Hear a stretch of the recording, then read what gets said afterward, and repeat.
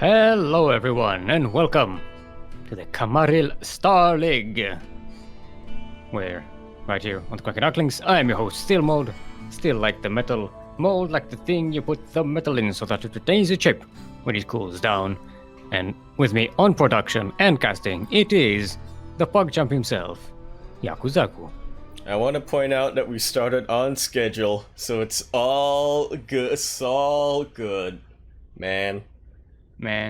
It's all good. It's all good, man. We got a bit delayed getting into the lobby, but the players are here. We are setting up. Let's see if the players are ready. We're starting with TheKyoJin versus KìììA. I'm not sure how to pronounce that because there's a lot of like hyphens and stuff. I like to go the Zelda route and pronounce it as Kya. Ja!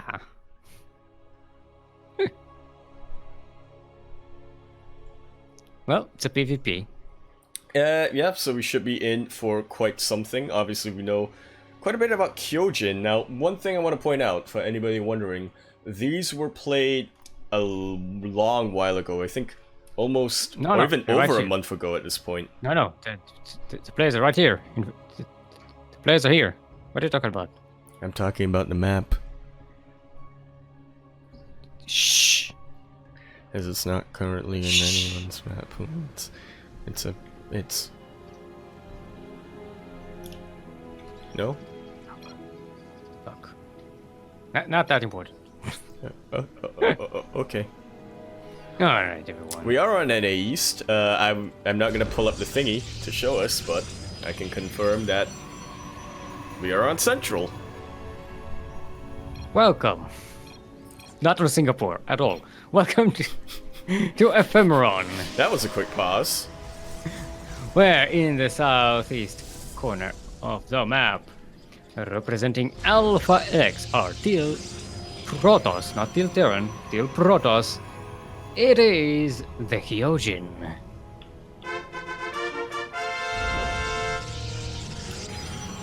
And in the northwest corner of the map are Green Protoss. Confused there again. Green Protoss. All the way from the United States of America, representing Lit Esports. It is KìììA.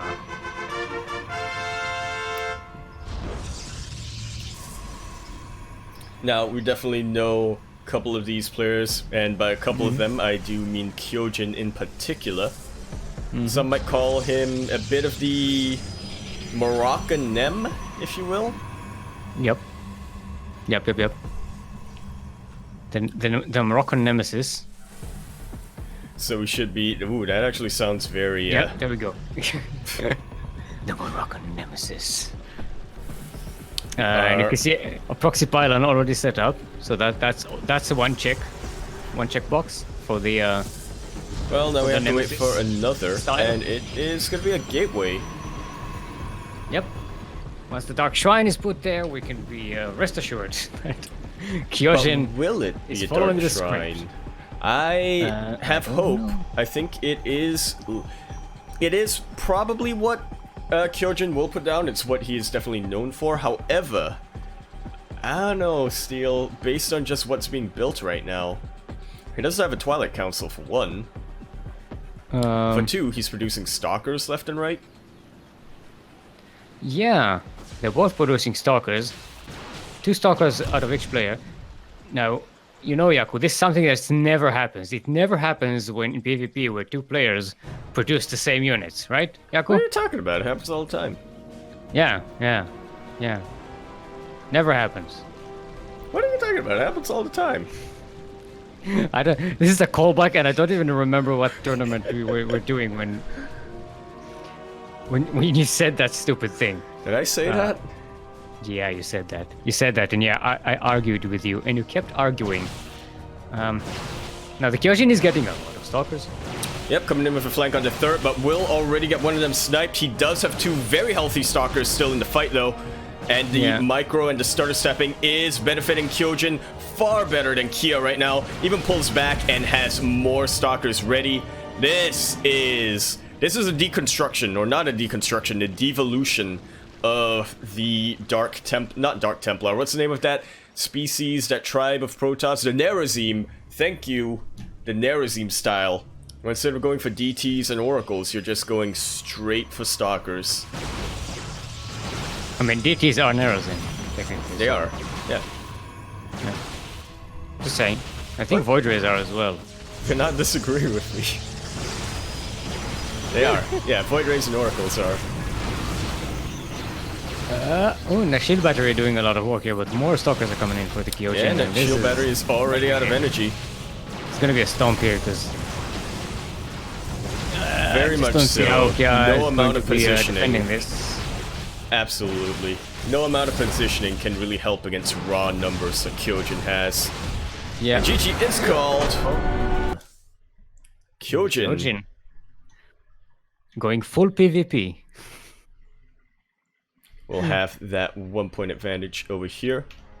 This reminds me of an elite AI player.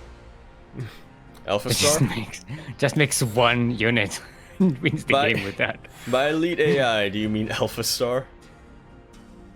No. I think, yeah, Alpha Star's a little bit on top of that.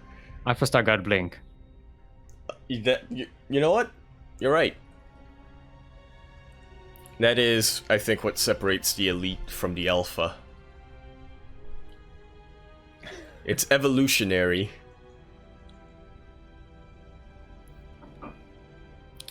Sorry, I'm drinking my tea.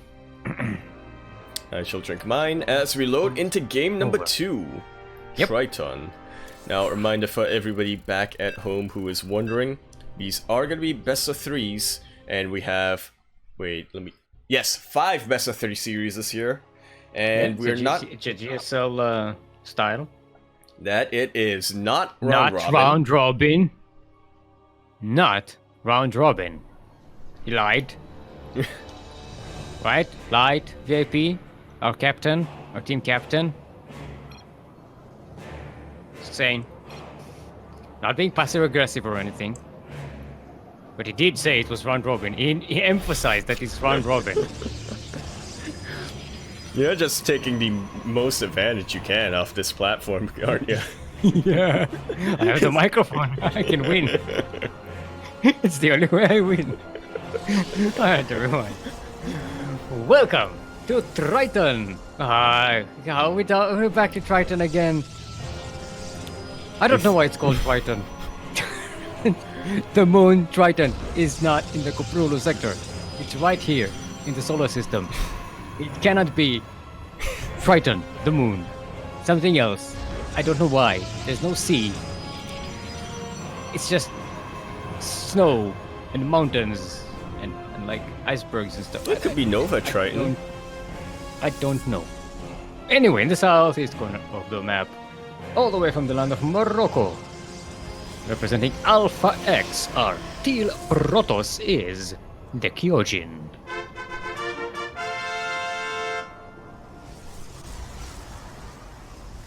And in the northwest corner of the map, all the way from Estados Unidos de America, representing Elite Esports, it is KìììA!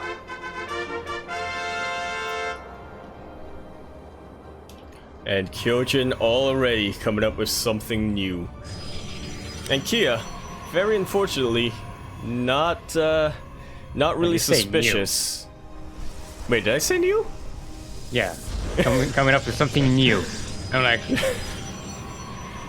is it a big innovation? Look, sometimes I forget meta words. To get a, Look, get a proxy sometimes I gateway. forget the meaning of words.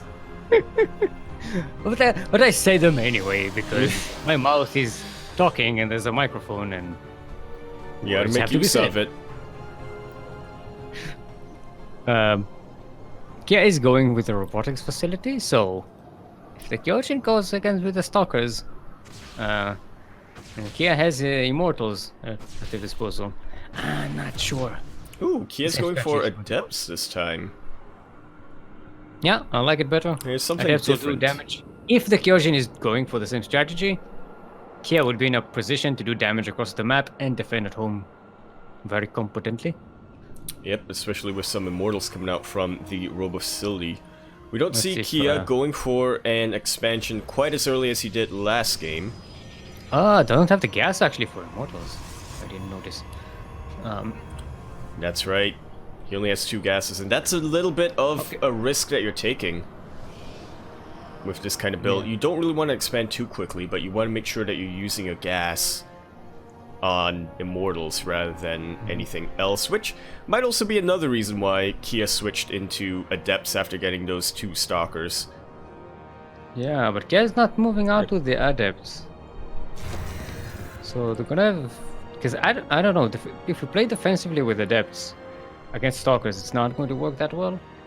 No, it won't. But there is a little bit of extra firepower here. I'm with you there that I don't think it's as useful, especially now that the immortal is already out. But adepts are far more useful on the other side of the map at the moment. I think. Kia... I don't disagree with you there, but I think Kia does want all hands on deck here. That's an immortal. That is an immortal. It's what? Okay. Look. You can't blame me. This is way too similar. Right. This is not... And speaking of having your immortals in the enemy's base, it's actually the KìììJin that's going to be the first one to do so. There is no mineral mining happening right now from Kia, and already a surround targeting this immortal with every single stalker. Yeah, and KìììJin still has forces to spare. These probes are going to help out a lot. There is no blink. And the surround does eventually kill the stalker. But I'm still not convinced that was worth it. I mean, he lost 7 stalkers. That's not worth it. You know what? You're right, actually. Kia did lose an immortal, but has been able to get another immortal behind this. Yeah. Lost a lot of mining times, and the TheKyoJin did get a natural while this was going on, so... Yeah, TheKyoJin definitely in a better position this game. Kia playing... For playing defensively, took a lot of damage. Unfortunately, yeah. So won't be able to take advantage of the defensive situation. But he is ahead in terms of tech. We are starting to see Kia prime for... Yep, going for a bit of a counterattack here. But he's a little distracted right now. TheKyoJin doing a fantastic job of just dangling these adepts. Yeah, just dangling these adepts in front of Kia's face. But Kia has already decided he's going straight for it. A potential base race. TheKyoJin just has at home. Mostly charge lots at home. Which I actually think would be effective against this army.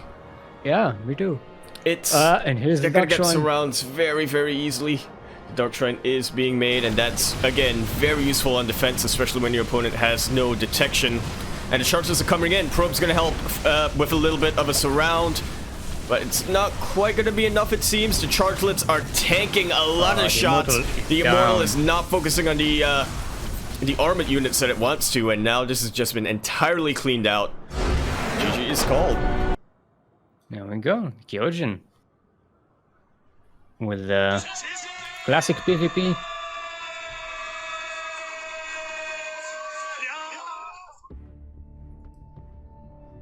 We're back for the hype. We're back. We were healed the entire time. You haven't missed anything, technically. Technically. It's not like the stream was stuck on subscriber only mode. How did that happen? Anyway, we're setting up for our second match here, which is going to be between Nigel and Stifle. Thornberry. I feel like that should be like a name.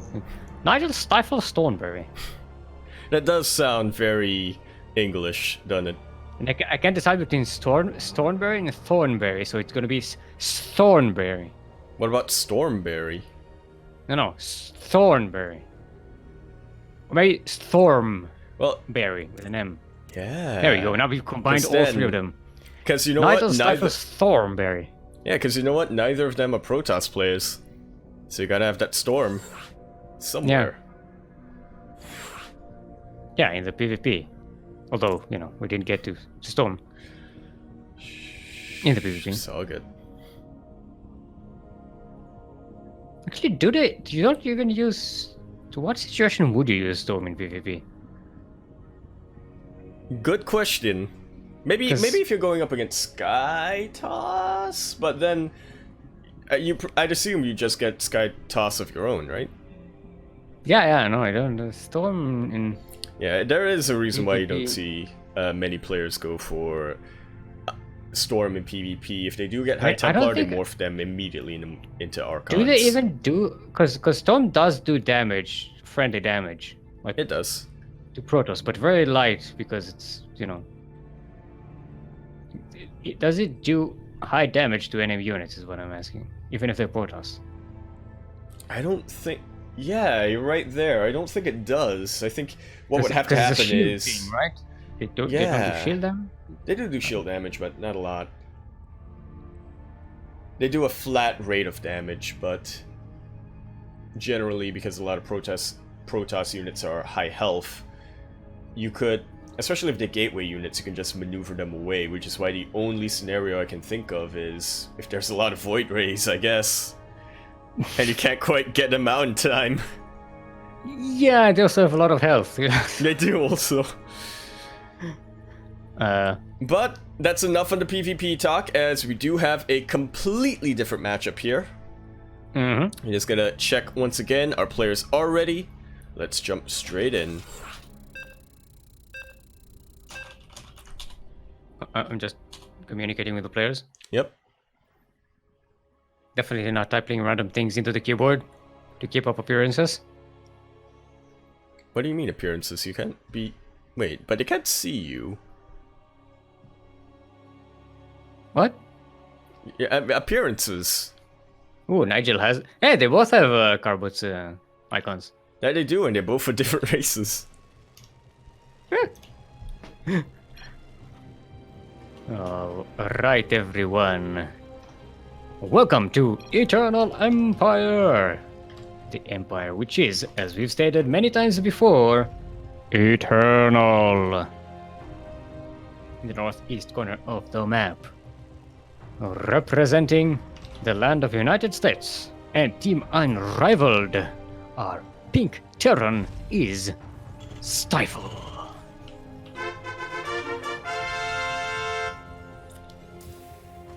I was kind of pronouncing it Stifle for a while. I feel like a bit of a fool. I won't stifle your creativity.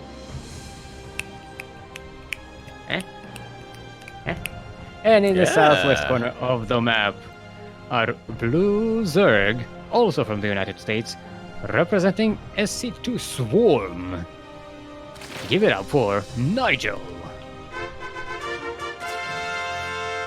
Thornbury. Thornbury. I was assuming Nigel would be like a British player. But, Right. you know. Shouldn't make generalizations. Not everyone called Nigel is from Britain. Sometimes they're from London. Yes, Yaku, that is a true statement, but yeah. Yeah. Yeah, sometimes all of them are British. People from London are called Nigel. Sometimes people called Nigel are from London. It's the Hashtag mystery not of all Nigels. it's the mystery of England. England is such an enigma. All right, so both players are playing standardly so far. That No is proxies, no the shenanigans. yeah. That is the big emphasis on so far, but I doubt there'll be anything too shenaniganous going on here. It's not like there's not that many branches if you open up in this way by both the Zerg player and the Terran player. Serper's gonna come in, see the third base. Well, I Just get a bit of confirmation. Notices that there aren't that many drones over here in the natural base, but does actually get one of them before. Yeah. That was nicely Before it could be done. morphed. Here's a surround of Zerglings. Ooh, but he has to be careful here. We'll get... Fortunately, not quite it's looking not at that. attention. Yeah. Fortunately, not quite looking at that area of the map. We'll lose the Reaper. But you do see a 1-1-1 build coming up from Stifle.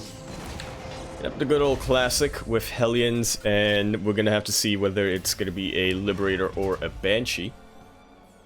Personally, much bigger fan of the Liberator, but with a Banshee, there's more damage potential to be done if you position your Hellions in such a way. Yeah, you see 4 Hellions coming up from Stifle, so I'm gonna be moving out on across the map, try and do some drone damage, especially now that the natural is getting more and more saturated. The Liberator is on the way as well. Yeah, That it is the good old classic coming down here from Stifle. might see a multi-prong there with the Hellions and the Liberator. And from Nigel there, not- we'll have to see where he branches out to, with whether it be okay. bio or mech. There's the Overlord Scout. Actually, no, I just noticed no add-ons on the Terran buildings. On No the tech labs, factory. nothing coming up. On the factory, Yeah, there but is the reactor, but No other than tech that, labs, yeah. so no upgrades coming up. Which is very strange, because whether or not you're going bio or mech, you're still building add-ons on that barracks in particular at the moment. Yeah. A lot of barracks, yeah, being There's thrown a down reactor now. on the starport as well. And 3 more barracks, eh? This is just like the cheater AI that we casted earlier for sound check. We did a test stream just to check out sounds and frame rates. We had cheater AI versus cheater AI, TVZ. And the Terran just made 4 barracks before expanding. Well, in this That's- case, Stifle did get that natural expansion, but did wait a little bit before getting the third base. Hellion will get some scouting out and does see the drone transfer, and Oh! Gonna catch them in line. does manage to get quite a few. 13 have gone down so far in this entire game, and he's just looking to 14. get even more. Yeah. That was 13 drones right here. That's a lot. Oof. Meanwhile, the transition is almost in full effect right now. Stifle is going to be pumping out Marine after Marine after Marine, in addition with a ton of these medevacs. And by a ton, I mean 2. I mean, there's a reactor, so more of them will be coming out. Stim and Combat Shield are already on the way. Actually switching it up a little bit, getting Liberators. Actually, what happened to the Liberator? The Liberator from earlier, it did go down. It went in. I see that it did damage in the main. It did. So okay. That accounts for some of the drones that were killed in the thing. Because I didn't see the Hellions killing 13 drones. They Yeah, kill it about was- 6 or 7. It was the Liberator doing a lot of heavy lifting there. Alright, the Bailing Nest on the way for Nigel. Stifle is getting all of the upgrades with double NG Bay, getting Stim. Going into... I like this. Stifle has gone for an anti-Ling Bane composition right here. Just completely Widow Mines, Liberators. This is what you want if you're going up against pure Ling Bane. Now, if you're going up against something more beefy, I suppose, something like Hydra Ling Bane, for instance, you'll want to throw in a couple of tanks there, but they aren't as effective when they can get surrounded by Lings, which have free supply. Liberator is setting up. Gonna start getting the kills. Gets the Queen as well. And 4, all of those drones 5, are free. 6, Nigel being a 7, bit preoccupied here with the drop into the natural. And 8 Stifle picks up and leaves. drones. 8 drones were killed out there and 1 Queen. Not bad, and the Liberator gets away without a problem. In order to get even more Things are kills. shooting across the map.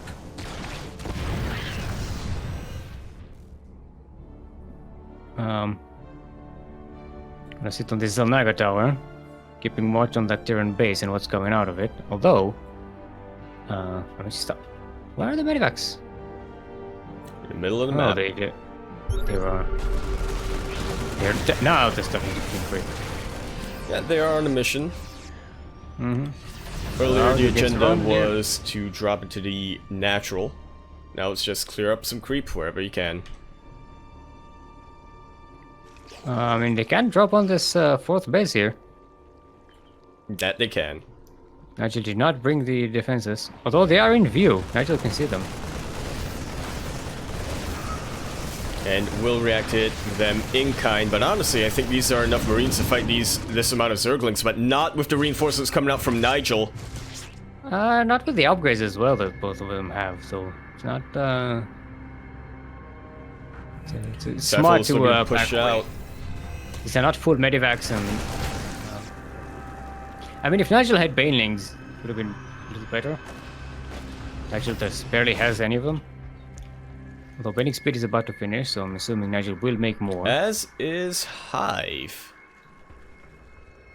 Mm-hmm. His Hydralisks are on the way as well. And as you said, Nigel is building a pure anti-Limbane army.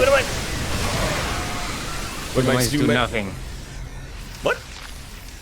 They did nothing. Well, you say that, but look at the amount of banelings that there were, and look at the amount of banelings that there are now. Yeah, because they exploded on the Marines. Stifle is taking the wise choice and just setting up his bio into a split position. And starting to push out here. Just applying a little bit of pressure here and there, but not quite looking at this area of the map. These are a lot of Hydralisks looking to form a concave, and 2-2 has been completed for Nigel. This is not the position you want to fight in right now, Stifle, but I think he has about realized this. And while he can try to fight there and go for and trade armies, he's gonna pull back, regroup, and fight another battle. That's the Hydralisk skin. That's the Brood War one, right? Yep, that it is. That's Brutalisks. Eh? Oh, the wind shot! Oh, that could have killed so many Hydralisks. But he was just targeting that one. I doubt it.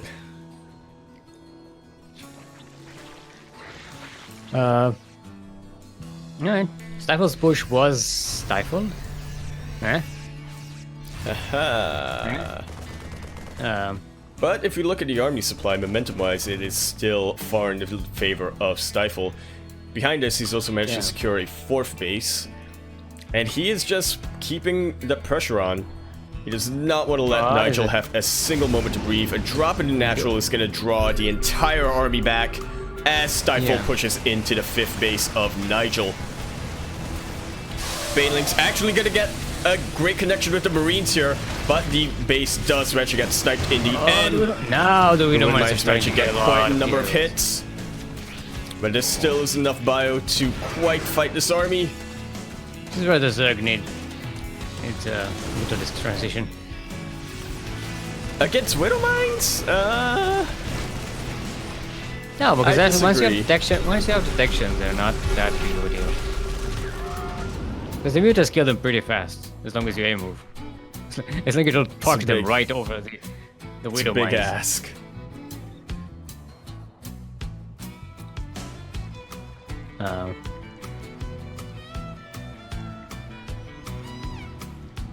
Alright, yes. So what is Stifle up to now? I thought you were going to go into something.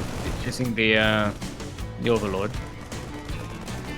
Yep, always one of those good little tricks that you can do as a Zerg player. Just get a little bit of a delay. It's not going to last the entire game, but it will... It does have the potential to draw an army away. Yeah. Nigel going in for round 3. 2-2 has just about completed, so he will be fighting Nigel on even upgrades. And once again set up his position. He does not want to risk too much here, and splits the army accordingly. Once again, that Widow Mine connecting with an insane amount of Zerglings. But a lot of the Banelings are still alive. This is a risky position right now for Stifle to fight in. Yeah, a lot of the Zerglings are gone. There are, but the bio is still in play. reinforcements from Stifle are just going to really choke Nigel here. They will. The Banelings cannot be more fast enough. Hydralisk cannot come out quick enough. This Spikes is away from this base.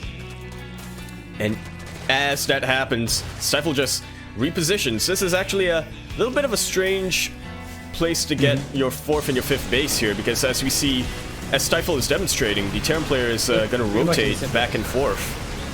It could have just stood. I mean, no, you can't stand on the ledge of the cliff because then he gets around it. Widow mines now are upgraded to dig in much faster. All the Zerg units are pretty much dead. That they are. And Vipers, I gotta say, aren't gonna be of too much help here. Maybe if it was a Bio-Tank or a Bio-Liberator composition, could have gotten some yoinks or some blinding clouds. But as it stands right now, they're just kind of dead supply. GG is called in the end. Stifle takes game number 1. Yep.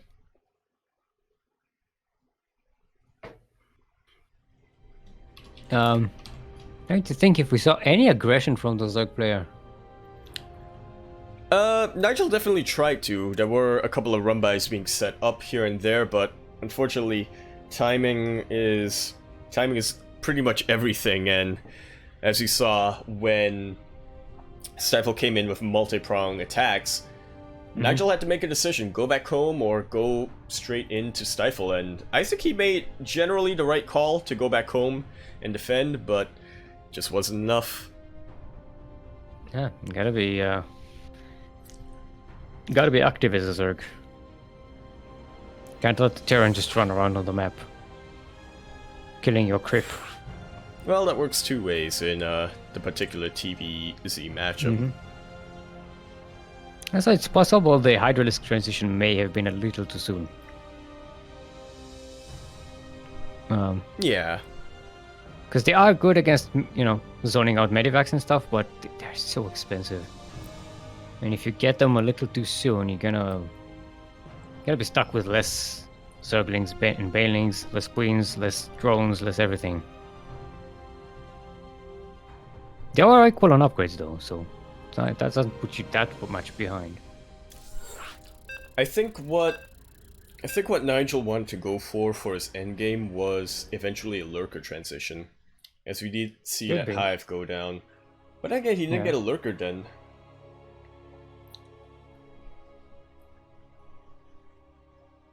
But then again, it was too late. Yeah, then again, you have to sort of consider the fact that sort of isn't playing here. I'm aware of that, but I mean, sort of is always part of the discussion. Sort of. Kinda. Not everyone. Speaking of discussion, this is Triton, the map. I'm not sure how much of a discussion that is. A map that has been the subject of many a discussion on this channel. I'm not sure if you call them discussions. In the southeast corner of the map, all the way from the United States of America, representing Team Unrivaled, it is our big Terran, Stifle.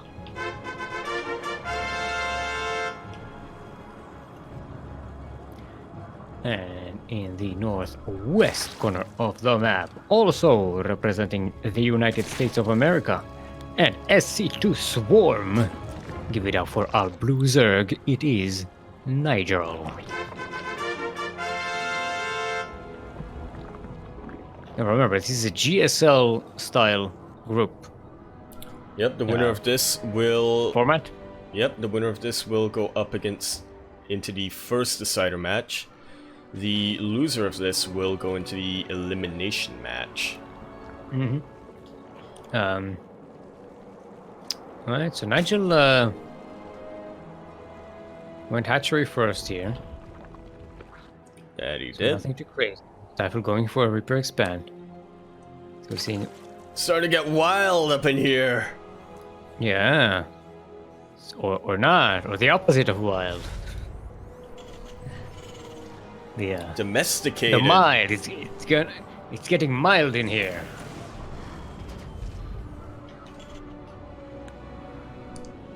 Yep. And to complement that mild, for the Swarm Force. Yep. Nigel definitely does not want to engage too much into any it's early pretty much game the back and game. forth. Yeah, pretty much. Yep. Oh, might get a delay on the oh.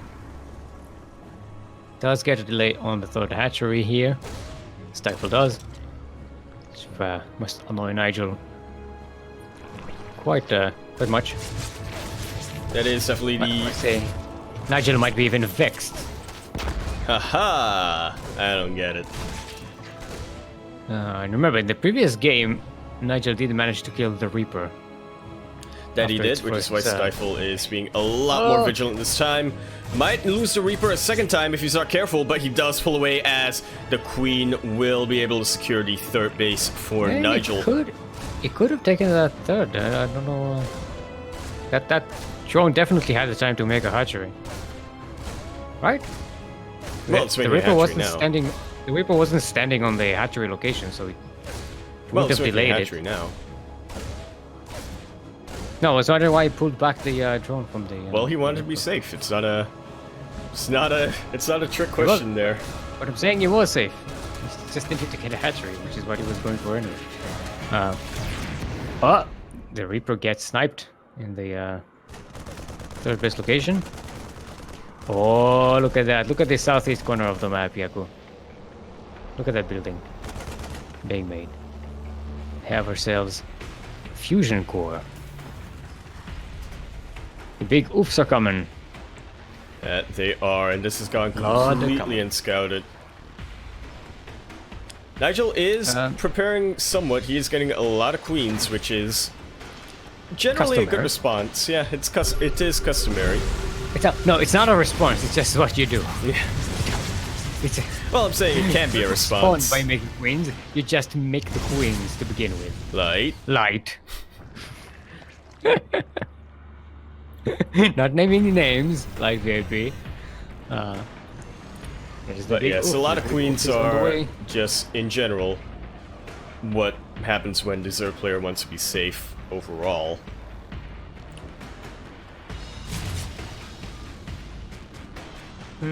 Queens are going to chase away the Hellions. Very important not to let the Hellions anywhere near your base, especially when there's a battlecruiser coming in.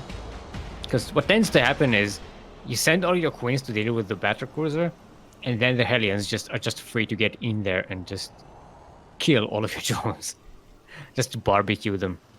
That's the idea, anyway. Nigel, you went for an Overlord Scout, but did not see the fusion core or the starport with the collab. It's pretty safe to assume that there should be a starport somewhere, but not knowing that it's going to be BCs, that's a little bit important right now. Nigel does have quite a number of queens on him, but they are fairly spread out, as we do see that the BC does teleport straight into the main. Yeah. I mean, Nigel did see a lot of the main base of the Terran and didn't see the starport there, so should have assumed that that tech is hidden for a reason.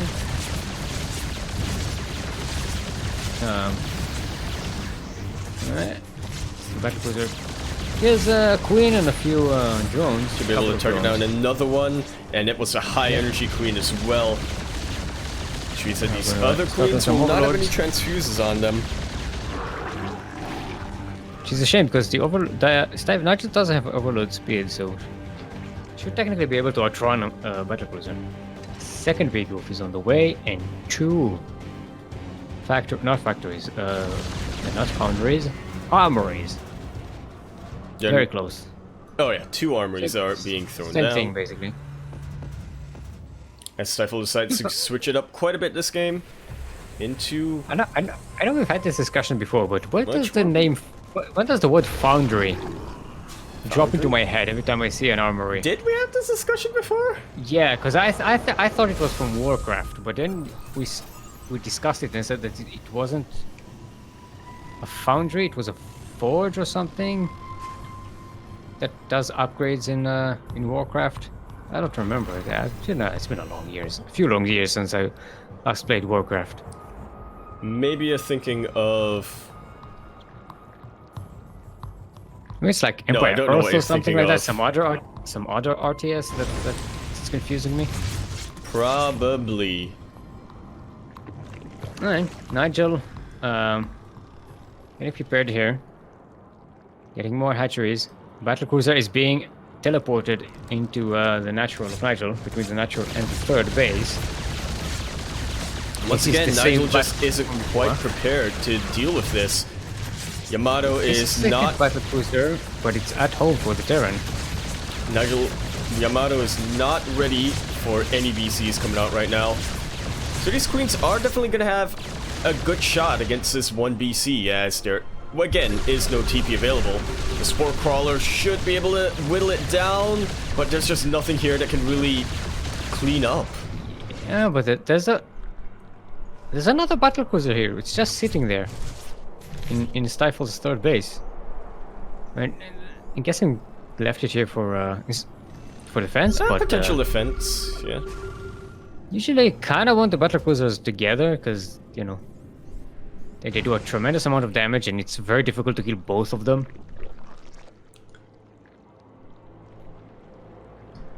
Especially when you're teleporting in, so you don't have a way to pick up. Ooh, 4 factories being made here for Stifle. So And going to be up on is... 8 factories. I gotta say, on 3 bases, this seems a little overkill to me, but that 4th base should be floated into position fairly soon. Yeah. Stifle giving a lot of fucks. Which one is a fac? Facts? It's factory. Yeah, factory. It's a short of factory. Fact, like Raxi is a short for barracks. But what about logic? Logic is not short for anything. He's got a lot of facts, but he needs some logic. No, facts. Yeah, he's got a lot of facts. Facts, not facts. Not without a T. Listen, Yaku. I found a T, but there's a T in factory. You have to listen. No, but fact. It's in the short version. It's fact. It's giving a lot of facts. And speaking of giving a lot of facts, Nigel is just rolling walking right tank. into tanks. That is not at all efficient use of your banelings right there. And Nigel is backed into a corner. Stifle has pretty much free reign against this third base. Should be able to pick it off wherever he can. But once again, the tank positioning is way too good right now. Every tank is covered by another tank. But I do think that the concave from Nigel might be a bit better? Question mark? Too many tanks. It was just a few too many. The BC is about to be able to clean up here. But now as the Hydras do stream in, there's just not enough units here for Stifle. He lost the hero battlecruiser. But while that was happening, another BC was here to take its place. Actually, the Hydralists might take the battlecruiser down. It does look likely the BC is on... 30 health point, 22 health points. Yeah, it's going to go down. Or will it? It did. It did. Yeah, that's a bit of an unfortunate loss for Stifle. That not really necessary. Stifle still ahead in army supply. So, not a huge problem. Nigel had to throw a lot of units on that army to kill it. 30 Hydralists. The units lost tab, yes. It's quite a bit of a noof from our Zerg player. Stifle already getting a 5th base here. Yes, he once again is going to prepare for his second push. Nigel double expanding. Nigel's Vipers should do quite a bit better this time, but you have to consider they're not out yet. They still don't have a lot of energy, and this army is already on Nigel's door.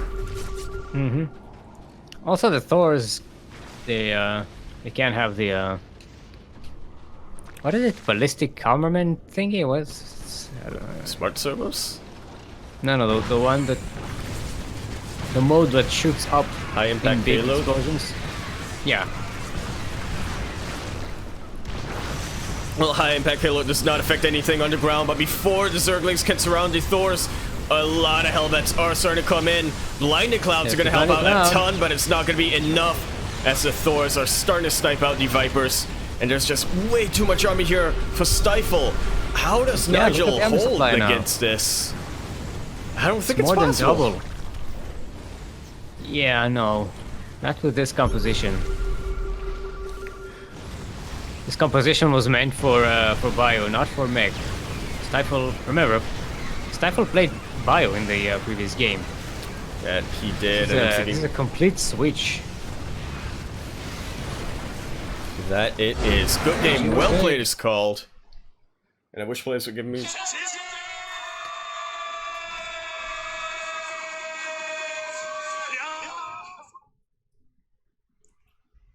Alrighty.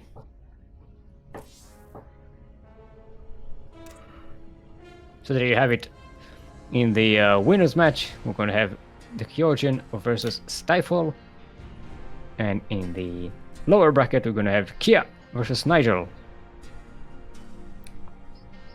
The elimination match. Winners match? Or the elimination match first, or? Deciders match first.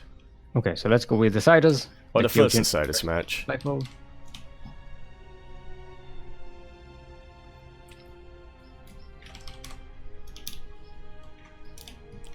That is what we're going to get into, a bit of a TVP coming in for you.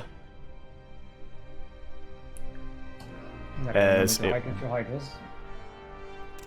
will decide. Which is why it's called the Decider. I am the decider. I decide who lives and dies.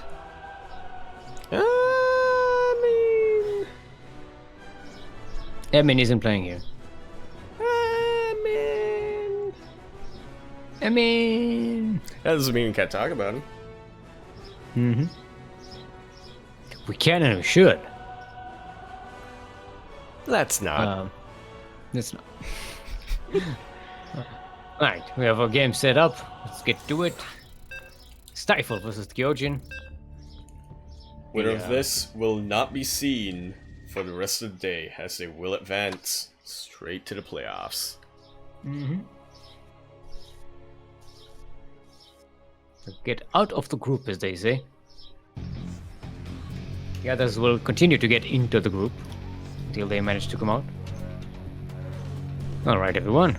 Welcome to Nightshade, the deadliest and most poisonous and most awesome of all the maps. So cool. Nightshade. We're in the northwest corner of the map. Representing the United States of America are Pink Terran.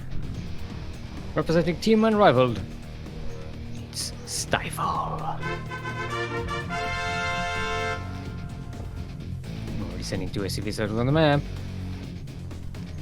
And in the southeast corner of the map, all the way from the land of Morocco, representing Alpha X are Ro16 is TheKyoJin. So we're gonna have proxy versus proxy here. I wouldn't be too sure about that. KìììA is known for his proxies, but he is going in for a scout first and foremost. I think we should see him react quite a bit more defensively. 3 racks are already on the way here for KìììA. Okay, TheKyoJin knows that this is a proxy. It's got confirmation. It does see that there are no gases. It's gonna be, I'm assuming, Reapers by the position of the thing. There's no gas for Reapers. Yeah, it's... Why are they all the way over here, though? Because it's unlikely to be scouted. Yeah, but it's still You could definitely put it a bit closer, but one other thing to keep in mind is that Marines are much quicker to pump out rather than Reapers. KìììA should be able to scout this now with the rally, and he does anyway. 2 Marines are already in, and this is the switch. KìììA is going to have to pump it into overdrive, really. Yeah, getting a shield battery, but that might be a little too late. Gotta kill those SCVs, can't let them build a bunker. Or even just body block or soak up a couple of hits. The Zealot is right now the only unit. One SCV almost goes down, and it does. Yeah, it does go down. But Stifle is taking out a lot of probes. The SCVs are all down, and there's an adept out. But will it be enough? Stifle's kiting here is just... It's brilliant. Yeah. It should be enough. With the shield battery and an extra shield battery on the way, the TheKyoJin should have enough to defend on 2 gateways. I don't see how Stifle breaks this with just Marines. Well, by moving away from shield battery range could be one way. That yeah, being said, but though, Adepts do pretty dang well against Marines. But KìììA wants to fight here. Oh, Stifle is bringing the SCVs from home. The boys are pulled. He's going all in. This is just about it. One mule. Just a mule of dropped just cause. But for now, well, it's mostly because he wants to continue to pump up Marines if possible. But yeah, he does not intend for this game to go on any longer than this. He does see this. Sentry is not out yet. Boys have been pulled, and they are providing a fantastic buffer here. The shield battery is actually down rather quickly. Yeah, the shield battery is actually being used on the probes, and that is not what KìììA wants it to focus on. Fortunately, the force field not quite blocking out the Marines. Just lost all of his. And this should be it. He has no gas. He's only pumping out zealots right now. Well, shield one zealot at a time. The shield batteries are powered. Kiting once again. Does seem that way to me. Oh, it's busy powered. Okay, GG's goal. What do you know? Stifle made it.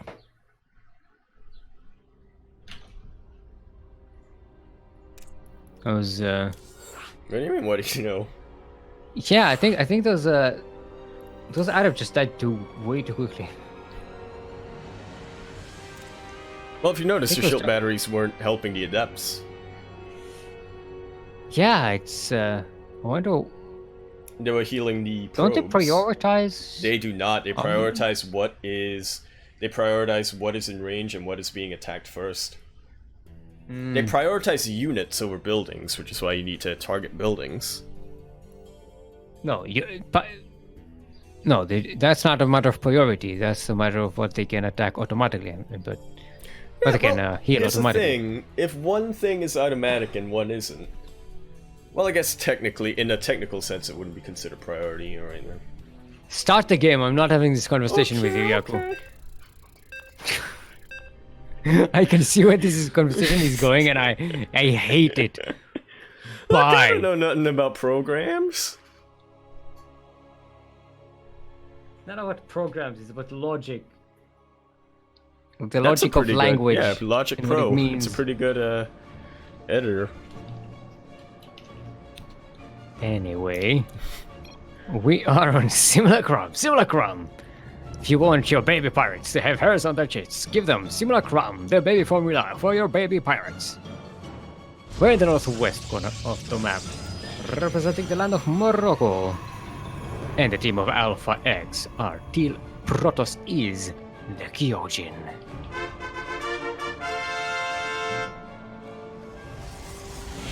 And in the southeast corner of the map, representing the United States of America and Team Unrivaled.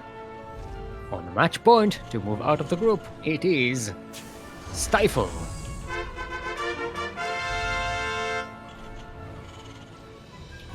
Not proxying this time. Yeah, no. Neither of them seems to be proxying. It's always an option for KìììA. I'll send a scout on the map to see what's what. A lot quicker than previously this time. And I do have to wonder, once KìììA confirms that Stifle is just going to open standard, will he go into his own proxy? Let's get a little bit of a delay here on the barracks, but not too big of a deal. Yeah, I know. It's going to be annoying here. Maybe set up a pylon? No. No, TheKyoJin actually going with an expansion. So, yeah, I'm gonna play standardly from here. That is a surprise. Nexus before Cybernetics core. So playing quite greedy. That is a surprise coming out from KìììA.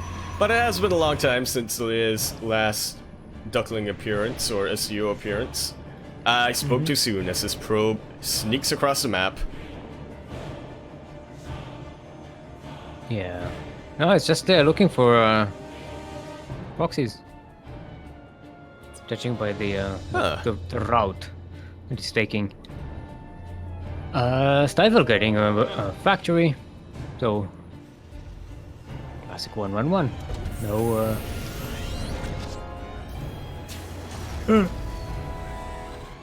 Sorry, that yawn refused to go away. I was waiting for you to finish your sentence there. No, I just started yawning and I tried not to. It was not. I couldn't stifle it. Huh? But it also wasn't like. It's the early game. Come on, it'll get more exciting as thing comes up. You got to be awake, man. You got to be attentive. We do see a Robo coming out first, coming out from KìììA. Yeah, Stifle does. Or robotics facility, rather. Let's call it that. Problem is, I woke up at 3:30 a.m. or something like that, and I couldn't get back to sleep. All right, well, I guess this is what we do.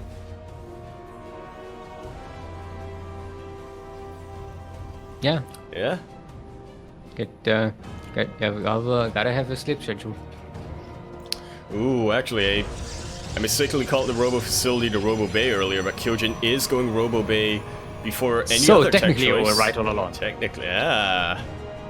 You're prophetically right.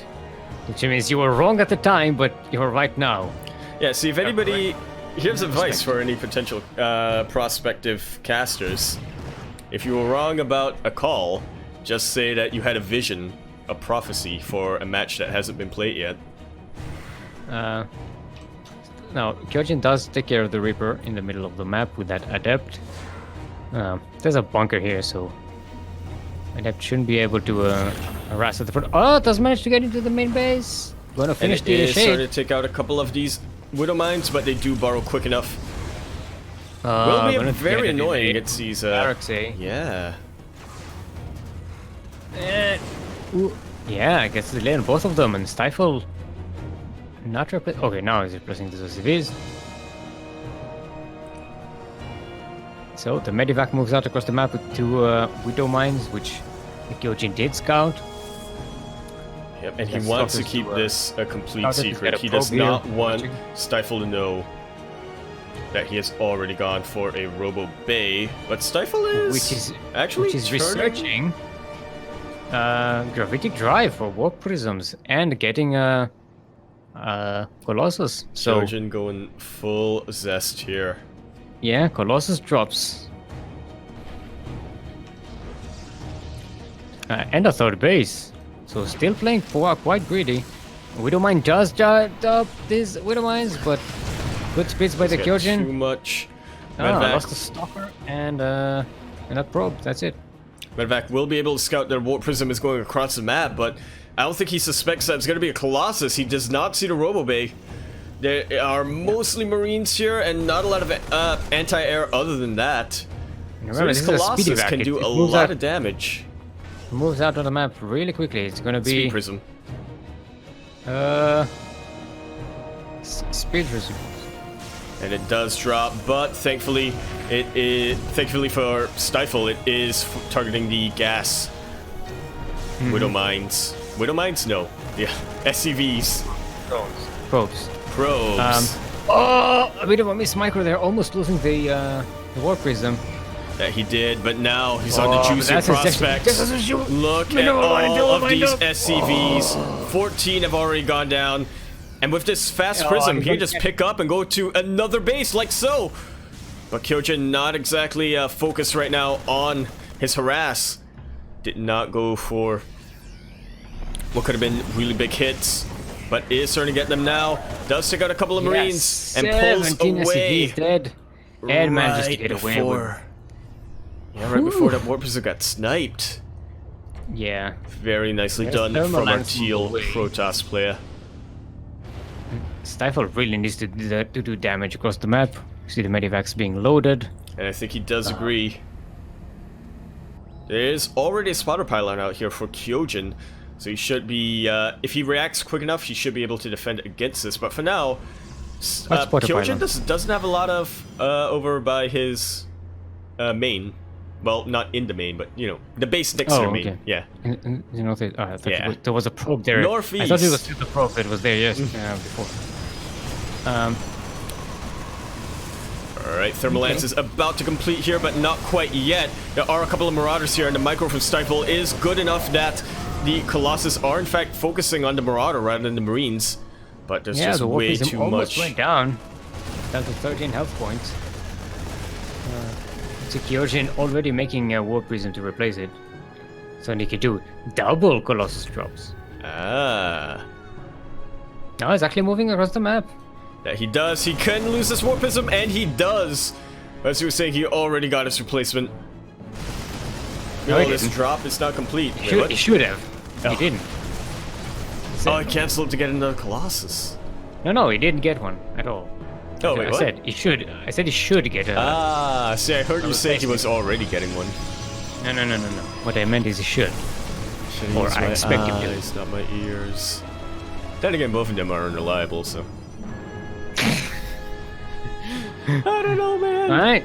Stifle is actually will probably get this third base for KìììA.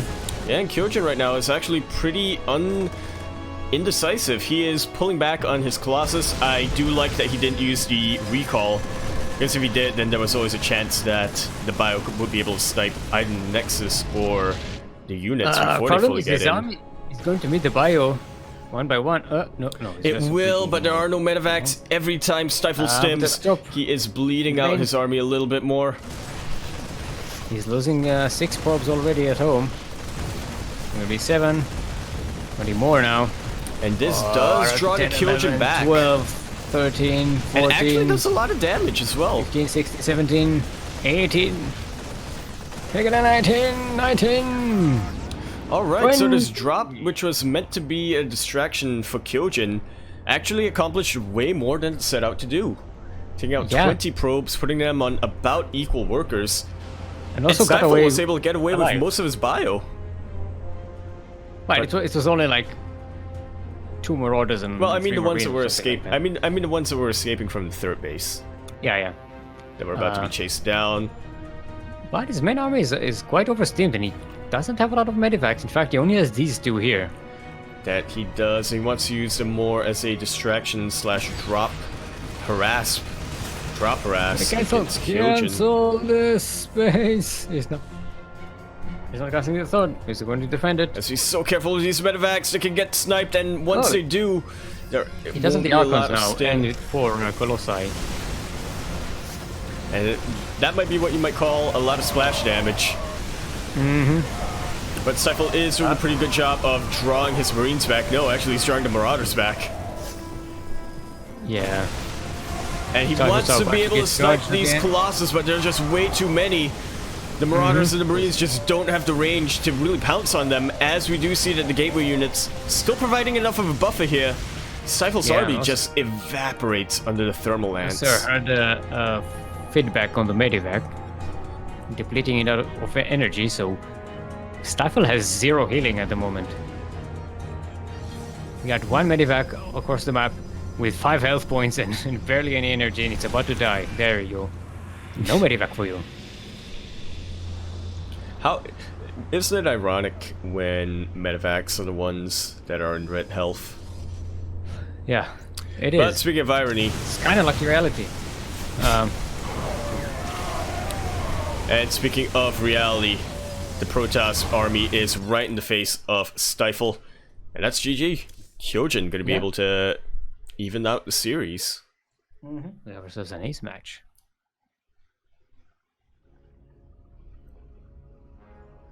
Remember, this is the decider match. Which is going to be deciding who's going to advance out of the group. The first is that's why they call it the decider. Because he is the decider. What about decider? What about D. Snyder? Players are ready. What's that? Hold on, I need to drink water. Right, remember to hydrate, everybody. Gotta take care of them pipes. Otherwise, you wind up in the Mario world. Pipeland. Otherwise, you get pipey. Alright, everyone, welcome to Ever Dream. Now, Yaku, did you ever dream? Yeah. In the northeast corner of the map, representing the land of the United States and Team Unrivaled, are Pink Terran, currently sideways 1-1 in this decider match of this Kamarill Star League Season 6 Group 2? Group 2, right? Yes, Group Stage 2. Group Stage 2. It's Group A. Group Stage A is 2. Group Stage 2. Yep. It is our Pink Terran, Stifle.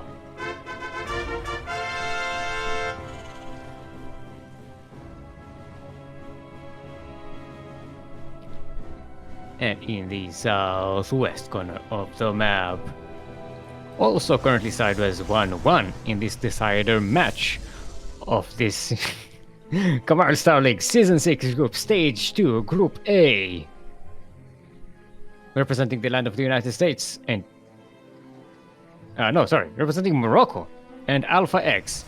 It is our Teal Protoss, TheKyoJin.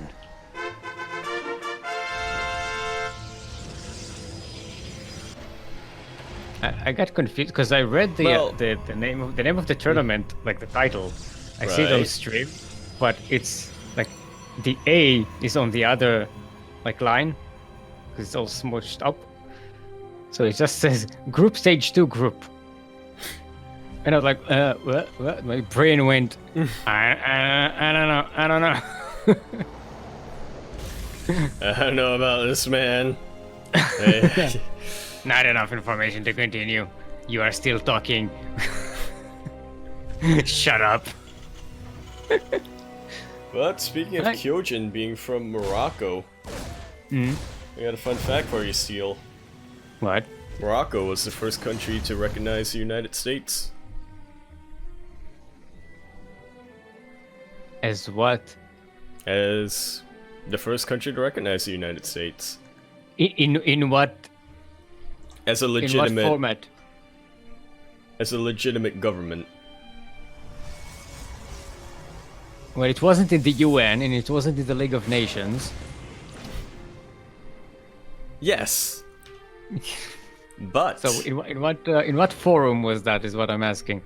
The forum being America asked, "Yo, we legit, right?" And Morocco being the first one to say, "Yeah, pretty much." Yeah, how much contact did they have at the time, though? That was, I think, their first contact. No, it wasn't. The colonials had contact with all kinds of places in the world. I mean, as a government, not the actual people who made up the government. I mean, the United States government as an entity. I'm not busting balls. I'm legitimately asking, like, what? There was no UN to be recognizing countries at the time. It's basically just, you know. No, that wasn't. It was pretty much up to each country's discretion. But it was still part of legitimacy.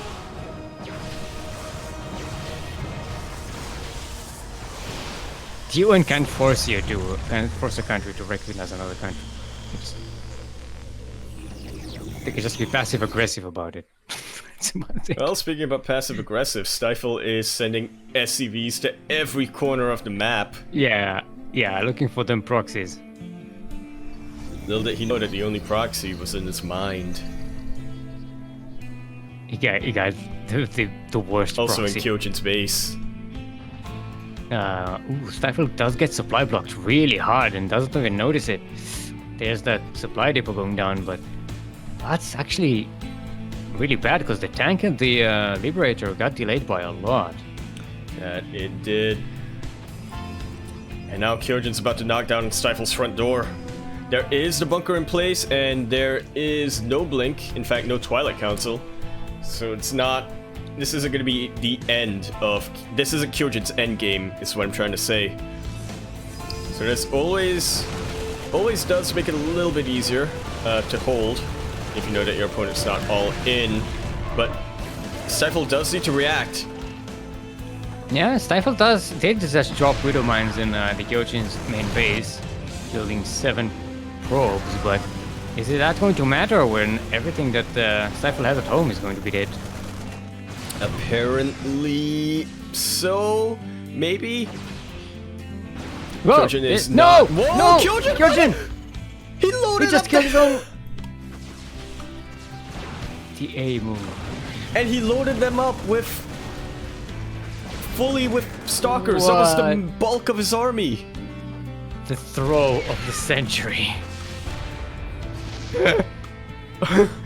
Oh no. This is really bad right now for KìììJin. They just Stifle has recognized enough to America recover now. as a free country.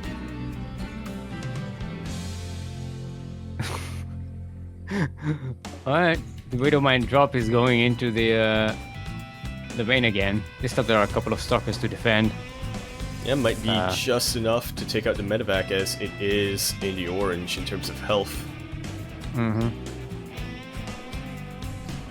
Oh, yeah. This game could have been over, but yeah. Yeah. Ow. Okay, medevac does go down, but the Widow Mines dig in. No split. That is what you split no, in the split. end. Okay. And Stifle is not satisfied with getting only 1 probe. Yeah, but the Widow Mine going going to to get be the dead. best. Yeah. Unfortunate. Not the best. This was not the best with the Widow Mine. Yeah. He won the best, but unfortunately, he got possessed. The rest. Now, thing He is, wanted to be Stifle does best, have the but higher he army supply. possessed. Moving out with a couple of tanks, even some SCVs to repair. Yeah, it's over Viking's twice. going to help with the Colossus. That's going to be late as well. Yeah, the KìììJin was just counting on that assault to be ending the game. It was just not. Or at least doing a lot of damage, right? Oh, it is doing a lot of damage. Yeah, and it didn't do enough. Yeah, we see a good old he's bunker getting push bunkered. coming here. KìììJin does pull back in time, but that does mean that his base is going to have to be sacked. Yeah, it's just going to be forfeit. KìììJin will get supply blocked. Good Make a little lot of finals. scan, just This, check for this a next is flank. going to further supply block him once it goes down. He's getting an alternate third. But he's going to have to have an army to defend it once.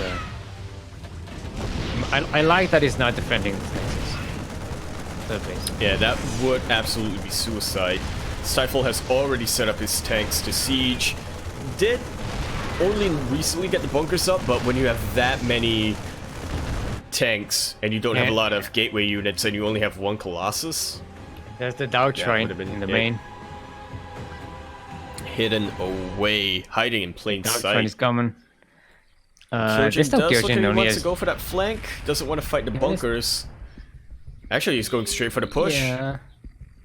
No, the bunkers are not there anymore, actually. They've been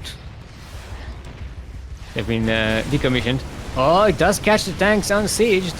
That he does. The Colossus are coming in And for this the is fifth. mostly Marines once again, but Stifle just gonna be kiting these zealots all the way to the other side of the map. Should be able to pick Yeah, but them off, and that will make the push weaker for KìììJin. Mm-hmm. Unfortunately, It does makes the stop the defense push. a little weaker for Stifle as well. Yeah, they can get rid of the those tanks was really nice. Got rid of the Viking as well. So that's a few less Viking, one less Viking to deal with the Colossi later on. Oh, but the Colossi! KìììJin they're has to make a passing. decision. Colossi, That they're could have been passing. dangerous, man. So garbage. Simply because it's different than the other units, so they're like they always take a different route. Oh yeah, they will always walk up cliffs if it's quicker than following the army. Oh, but the KìììJin is proxying. Look at that. That's It's going to set up a position here, not allowing Stifle to get a 4th base. It is well, again. not that third base in particular. There's Now no we get detection. scouted out from Only KìììJin. scanners. There's just one scan available. He does not want to waste it right now. He should have It been is second reading scan itself. soon, and he used one of his scans. He has a second scan now. He will be able to take out one DT, but there is a second DT. There's one in the main now. And KìììJin is out of scans. Or not KìììJin, sorry, Stifle. But the DTs He's are gonna have not to body block targeting as best as he fantastically possibly well, can. 'cause they're not actually getting a lot of kills. Yeah, KìììJin actually being a little undecisive here. Yeah. But does decide to support the push coming out from the rest of the army. So Yeah, Stifle's KìììJin third is will be looking to end evacuated. this. Well, Stifle is dropping KìììJin's main. And could actually get a ton of damage here. Good use of the SimCity, making use of that choke point. And now KìììJin has to push in, pretty much, to equalize. But he will recall most of his army. He cleans out the third here of Stifle, then recalls back home. But the orbital command is still alive, so this base will be set up again, or reset up again, rather quickly. Reset? Stifle reset, because it's being reset. Resetted. Rebuilded. It's not rebuilded. You don't need to rebuild your command, you just need to reset it in place. Hunk it down. Stifle just gonna be distracting KìììJin as best as he can. It's gonna More be DTs able coming to in on the other secure side of that the map, third. but they're gonna get scanned. Yeah, and Stifle knows that this proxy is here. Stifle again with a very low medevac medevac now moving count. out to take it out. Stifle is not full anti-vax, but just, you know, You only just need enough to to. be dangerous. 'Cause look at all of his army is on yellow health bars. DT is still running out after the Terran army. Yeah. Can actually snipe the tank, or maybe instead here and prevent the. Well, that was what units he from- was looking to try to do, but unfortunately, Oh, he's blocked warping in. towards He's the warping end. zealots into Stifle's main. But this time, Stifle is more prepared against it. Now, there is only one Marauder here to defend against the Zealots, but that Warp Prism will not be an issue for a while. A lot of Vikings here, but they can't quite attack the Colossus as there are Archons and Stalkers ready to punish the fact that the Vikings are so clumped up. Yeah, the zealots in But Stifle's this main is are a still good alive, position but for not the doing Vikings to much. be in. Oh, the medivacs are all down. That's it, one. One is still alive. Mines were able to connect with most of these zealots, but right now I think the bio count is overwhelming for KìììJin. The Colossus does get sniped, and even when you're in the red, these Protoss units just cannot clean up the bio quick enough.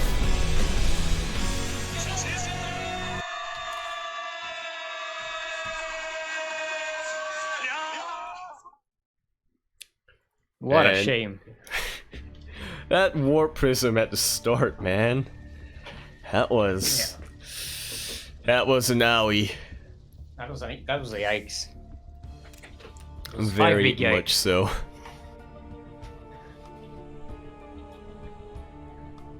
But yeah.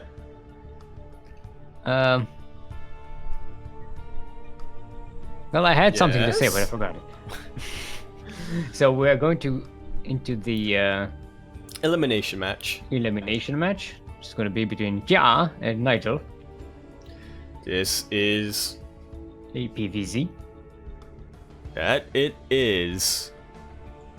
Let's see all the counter matchups here.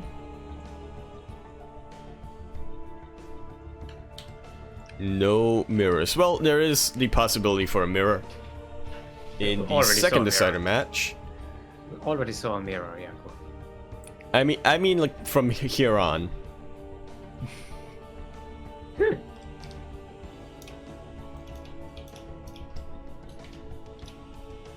As we do await, the players are just confirming their vetoes going down. And we are just... Let's make sure the will be set up when the server is correct. Definitely not just typing nonsense into the keyboard. And it looks like we have our first match. Right. In with a classic. Alright, setting into the lobby. Alright, players are ready. They're eager to get the show on the road. So let's jump straight into a map that we haven't seen in a good while. Oh, look at that! Look at that! It's our old friend. However, your mattress is doing, Steel. What? Your mattresses. My mattresses are ready. It's our old sponsor. Hashtag not sponsored. Mattress Land. Alright everyone, welcome to World of Sleepers. World of Sleepers. World of Sleepers. The leading sleeping emporium in the Koprulu sector. Offering a wide range of Protoss versus Protoss mattresses. The mattresses that will leave you asking, what? We're in the northeast corner of the map. Representing the United States of America and Team SC2 Swarm, our blue Zerg is Nigel. I'm a sloth. And in the southwest corner of the map, also from the United States of America, representing Team Elite Esports, it is our red Protoss. Yeah! Taking a page out of the voice actor for Link. I know what this is. This is the sound of when the Zealots die. When they go. I'm glad we cleared that up. Specifically with these, what are they called? Accents on top of the letters, specifically. Yeah. Yeah. We got you. We solved it. Pack it up.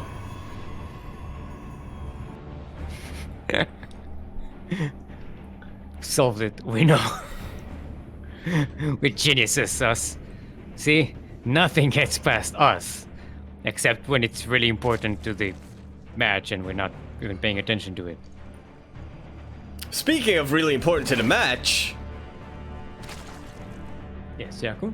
No, I was hoping that would be something I spoke before I looked. This is a hole in the wall. That could be important. Emphasis on the could. But that is also a hole that's big enough for a single gateway unit to block, so again, could be important. A robotics facility for KìììA. Okay, that is a little bit more important than whatever I was talking about. Yeah, what you're talking about was not important. It could be. The robotics facility is important because it means there's no Stargate, so we're not going to see any Stargate plays here at the beginning of the game, at least. Oh, and that's a forge. It's a quick forge, yeah. Alright, so this could go a number of ways, but typically when you see this build, it's gonna be it's gonna be +1 zealots. Mm-hmm. Oh, that is a hole in the wall. As demonstrated by the probe. Dear Yaku, there's a hole in the wall, dear Yaku, a hole. You just call me an a-hole? A hole. What? Don't you know the song? Is this another Passover song? No, there's a hole in the bucket. Fuck's sake, Yaku. Well, KìììA is going for... Can't even meme with you. KìììA is going to go for Immortals, so seems like it's going to be more of a soul push rather than a Zealot all-in. KìììA just going to go for a scout across the map. It does confirm that there's a third base being secured here by Nigel. Question. A bit of a pleb question. Why is it called soul push? Is it after the back in the day... Dome? No, because back in the day it was just called the Immortal Sentry push, but the only player who managed to get a lot of success with it was Parting. And when asked why Parting's specific Century Immortal pushes did better, he said something along the lines of, well, you see, I put my heart and my soul into it, man. Okay. So it became known as the Soul Train. Alright. Fair enough. Not a parting train. Or a parting gift. Huh? Yeah. Huh? Ah. Yeah. People back in the esports days, they don't know what they're doing. Their pun game was so weak. This was anyway, back when Steel was not in the esports, but did actually play StarCraft 2. Yeah, did manage to slip one of these adepts into Nigel's base. Got a couple of drones, but the adept went down. So Yeah, that's did pretty not. much the only conflict we have today. And important to note is that he did scout the Roach Warren, but did not scout the +1 range coming out from Nigel. Or didn't scout the Evo Chamber, rather, I should say. But guy's going with Templar Archive, so gonna have Immortals and Archons, which does pretty good against Roaches. Oh yeah, specifically the Immortals. Archons do really well against Roaches, but you do have to be careful to not get them targeted down or surrounded. +1 weapons is going on the way, and KìììA is not looking to get a third base. Yeah. At least not yet. Well, there's a probe. You say that just as a probe will go there. Yeah, good. I know what I said. Nothing gets past us. We're smart. We have a really good memory because I definitely remember why we said that earlier in the game. Something about the wall, or? No, because we discovered what past the Kia's wall? name is. Right. But it's not the Argon. Zealous shouting. Ah! Well, if only the probe makes that sound when they die. Could have seen a bit of a demonstration. Speaking of a demonstration, I think our wish will be granted fairly soon. Nigel gonna be hitting with every single link that he's got. But does back away once he sees that. Won't be able to break KìììA's army quite so soon, at least not without the roaches. No, can't the Immortal in the main base here. In the natural base? Sorry. In natural? There How many are Immortals? 4. Yeah. And in the third base? There is 1. Alright. Just playing the count how many Immortals game. Yeah. With this Nerazim scheme. We're bringing it all back. Yeah, Nerazim? Tal'Darim. I don't remember. Yeah, it's Tal'Darim. But speaking of Tal'Darim, we are starting to see a bit of a clash, and this is not going Nigel's way at all. Trying to target the Archons, but actually dying before they can really do a lot of damage. Every Archon and every Immortal is still alive. KìììA has only lost gateway units right now so far. Those pulse weapons that the Immortals have, they're like a machine gun. Hey, you know what? That tends to do pretty well against armored units, or so I've heard. Yeah. Nigel is looking to be very, very careful right now. He knows he has to stop this army, but he hasn't quite decided how. He could get a good surround here, and the Warp Prism is not here to juggle. And KìììA is actually taking a lot of biles. But will it be enough? I think there's just way too much DPS here for our Protoss player. But the Archons have gone down, and the Immortals are so insanely low. They are still holding, somehow. Yeah, because before they get recalled. Meanwhile, this Archon drop is doing a heck of a lot of work. And this might actually just kill Nigel straight up. There's not a lot of units left for him here to defend. Point to mention, 20 drones went down, and then they were equal in number of workers. Well, now it's different, but you know. Well, What? I don't really have a follow-up. I just wanted to get you thinking a little bit. About what? About the numbers that I saw? Yeah. Oh, please. Alright, the main base is actually getting mutilated. Here It is. The building nest has gone down. The spawning pool is actually looking in a lot of trouble here. But Nigel should be able to clean this up. One zealot. Okay, here go. I didn't make a sound that time. Ah! Overall, that went so insanely in the favor of KìììA. It's really hard to say that Nigel was. I mean, it was insane in favor favor of KìììA because they did lose a lot of Archons and Immortals here. So very expensive push there. But still has 2 of each unit left for round 2. GG is called. And KìììA takes game number 1. KìììA! Fire!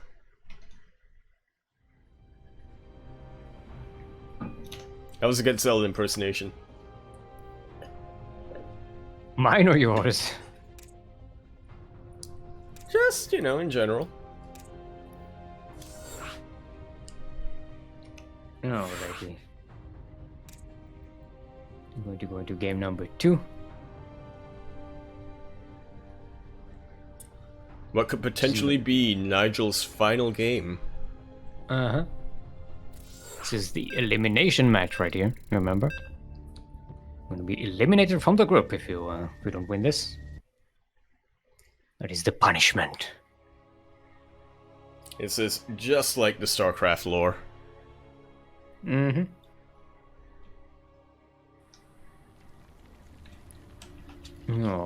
Alrighty then.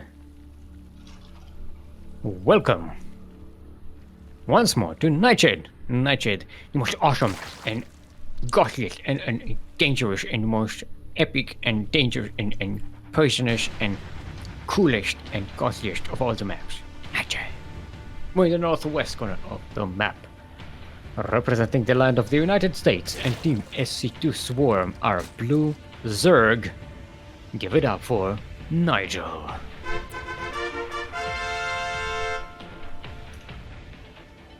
And in the southeast corner of the map, also representing the land of the United States and Team Lit Esports are Red Protoss is...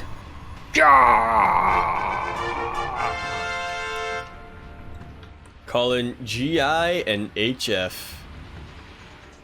No, it's an L. Wait, what? Glen. You're an L. Glenhef. Well, it's not really a Glen because it's separated by full stops. So it would have to be a separate... No, it's an exclamation. It's Glen. Yeah, is it? Oh, yeah, it could be. You have to stop while saying it. Glen. It's all about that rhythm.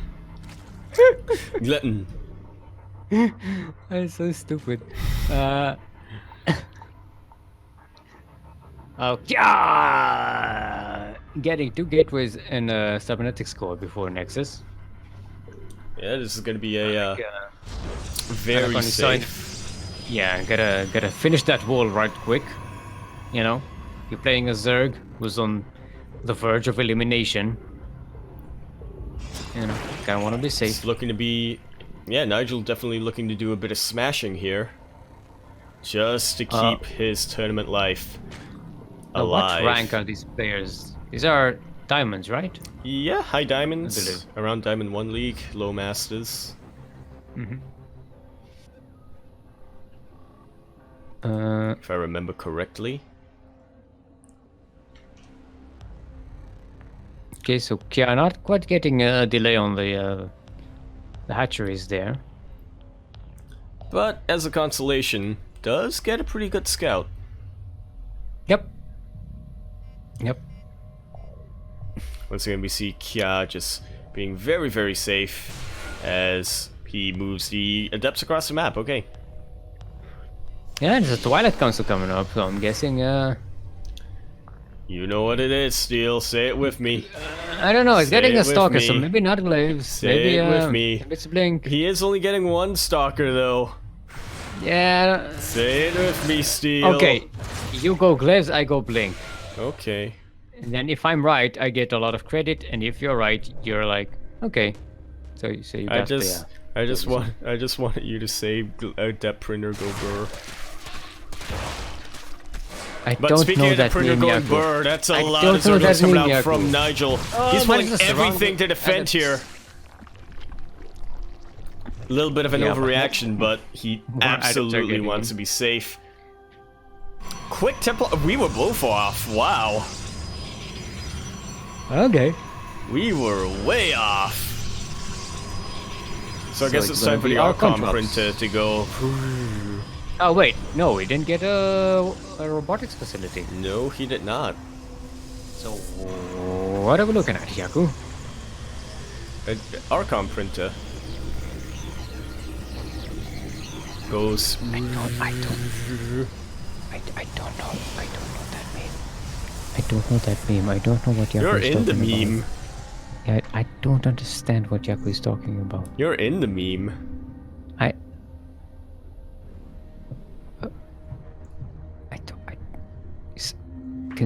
Can someone please explain what Yaku is saying to me? I'm just an old man. I don't understand these young jokes.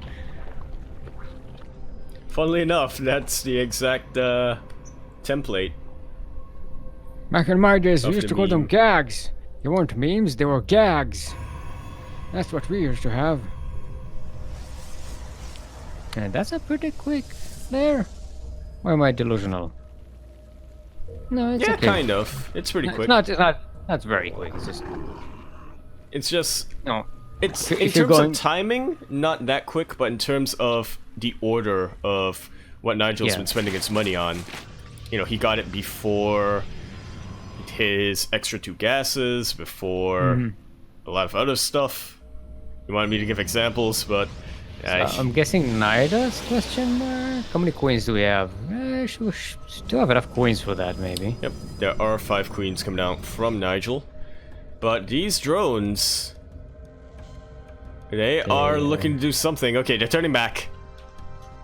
Never mind. Yeah, that was a. Bit of Miss Rally coming in here. I don't know what that was.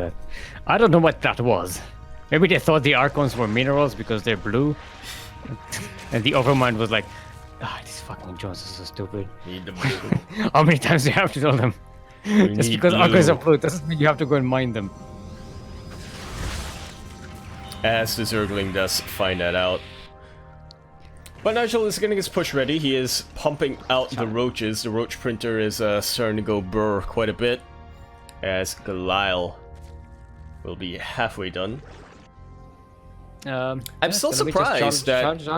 Yeah. Yeah, I'm actually very surprised that KìììA did not get the robo facility yet.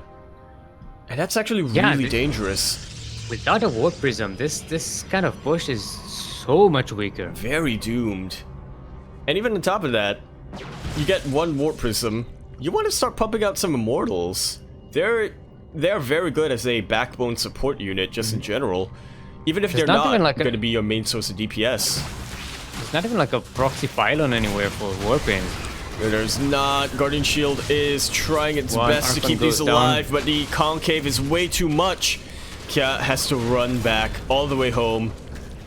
Or try to set up a flank, maybe? That's what he's looking to do.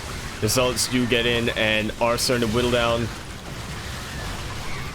the roach count, but it's Yeah, still the not going to roaches be are just enough. This is... way too much. This is way too much. That was roaches. an army donation. Yeah. And it was not a cheap army. Question that decision. 10 Zealots, 4 Archons, Sentry, some Stalkers, some Adepts. This is bad for... Yeah. But now we do see 2 robotics facilities being thrown down. Yeah, by the time they make anything, this Yeah, the roaches are already here. doesn't even have any Ravages. Who needs them? Yeah, who needs them when you're facing 0 immortals? Yeah. Let's be honest here. The best army is no army for your enemy. If your army is 0 army, that's the best army for you. Sure. Yeah.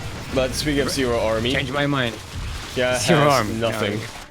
8 army supply right now, but they And are in the the wings. Immortals that are being produced. This Link is not Hussars looking good at arrived. all. Yeah, the Linked Hussars are going to be enough here. As that adept that's holding up the wall does get sniped. There's not even a probe in position to block that wall. There is a force field, but it's not going to be enough. This is GG. Nigel. There we go. Smashing. Smashing. Not exactly smashing because we do have a sideways 1-1, right? Yeah. But that does bring us into the ace match, and again, that was... I wonder, did KìììA just forget that a robo facility was a thing? I don't know. I don't know. It's very strange. Either that or he was usually very confident. If you in his go for push. something like really aggressive, like a zealot push like that, you'd want to be like more active, you know. I don't know, maybe go sooner, deny a third base for the Zerg, like keep them on their back foot while you're pumping out units, and then get a proxy pylon or something so you can keep reinforcing. But yeah, Warp Prism just solves all of your problems. Pretty much. I don't know. Even if we want to say that KìììA underestimated his opponent's defenses and overestimated his push, that's still a very big blunder. That wasn't a lot of units from KìììA at that point of the game. How well do they know each other? I mean, maybe that could always be part of it. Maybe KìììA like expected some kind of Mutalisk transition or something, so he was like, you know what? I know this player, they're going to Muta transition, so I'm going to have a lot of Archons. So I'm going to be A-okay. Or potentially I don't know. Or potentially just banking on Nigel being very, very greedy, which in the early game he was, but once he got his bases set up, he, again, Roach Print to go burr. Yeah. I mean, that's where with the warp. It's another thing where the Warp Prism helps. Another situation because it can actually harass. But I do think that KìììA has... the Roach Sprinter. Get a paper jam in the Roach Sprinter or something. Alright, everyone. Welcome back to Triton! LE Triton, the map that always makes sense to me. We're in the southeast corner of the map. Currently, sideways 1-1. Although Verge are being eliminated from the group. Our blue Zerg, representing the United States. And Team SC2 Swarm, it is Nigel. Smashing. And in the northwest corner of the map, also currently sideways 1-1, also currently on the verge of being eliminated from the group, representing the land of the United States and Elite Esports are orange. Protoss is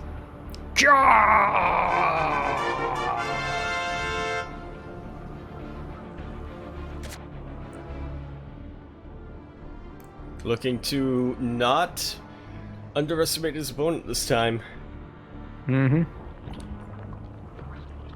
He's got a probe scout. Wanna see what's what. So gonna hatch here first. So wait, I haven't seen KìììA trying to delay a third with the probe yet. No, we have not. That could be very vexing for Nigel. Might even be perturbed. What? He might even be perturbed by such a strategy. Yeah, it could be. But the guy isn't doing it. Yeah, instead looking to delay something else that involves patrolling the probe back and forth. Actually, don't see Nigel. Wait, I should be going for a third base right about now. There we go. Now not zealots.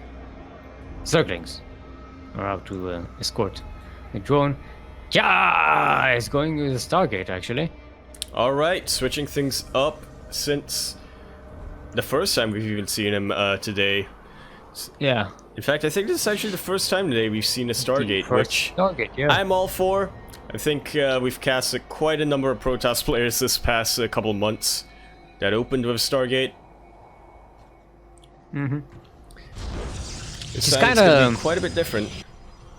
She's kind of boring, to be fair.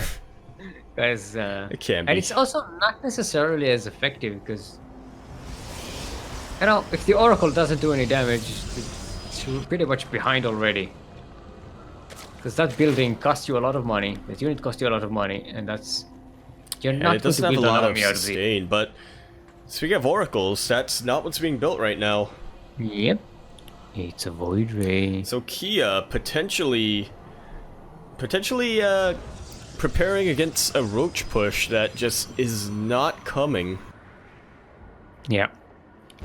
Could definitely be a bit of a concern, but if you do manage to get a decent number of Void Rays, you can use them kind of like Banshees to snipe bases later on into the mid-game. For now, KìììA will have to worry about the early game, though. So Nigel is going to go roaches. KìììA will get a robotics facility, so there's going to be an option for immortals. A war prism, maybe, I don't know. You know, one of those things you get as a Protoss. But still, you can't load Void Rays into warp prisms. I mean, if you try really hard.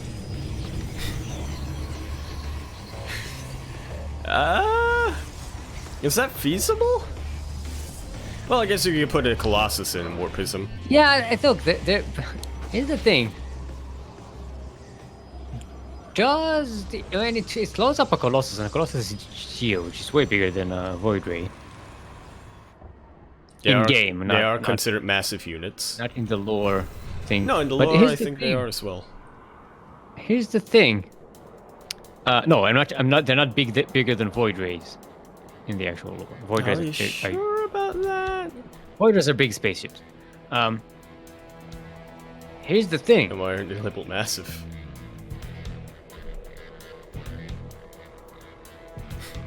What was I trying to ask before you confused me? So Colossus is not what's being produced right now. We do see a switch into the Twilight Council as well as the Robo Facility. I remembered. When a Warp Prism loads a unit, it doesn't actually store the unit within the Warp Prism, right? It's just a conduit. It stores it in like where the Protoss are in another, dimension. Yeah. Like in another planet. I imagine it's like just a Pokeball effect. No, it's not like the Pokeball. It's the Pokeball.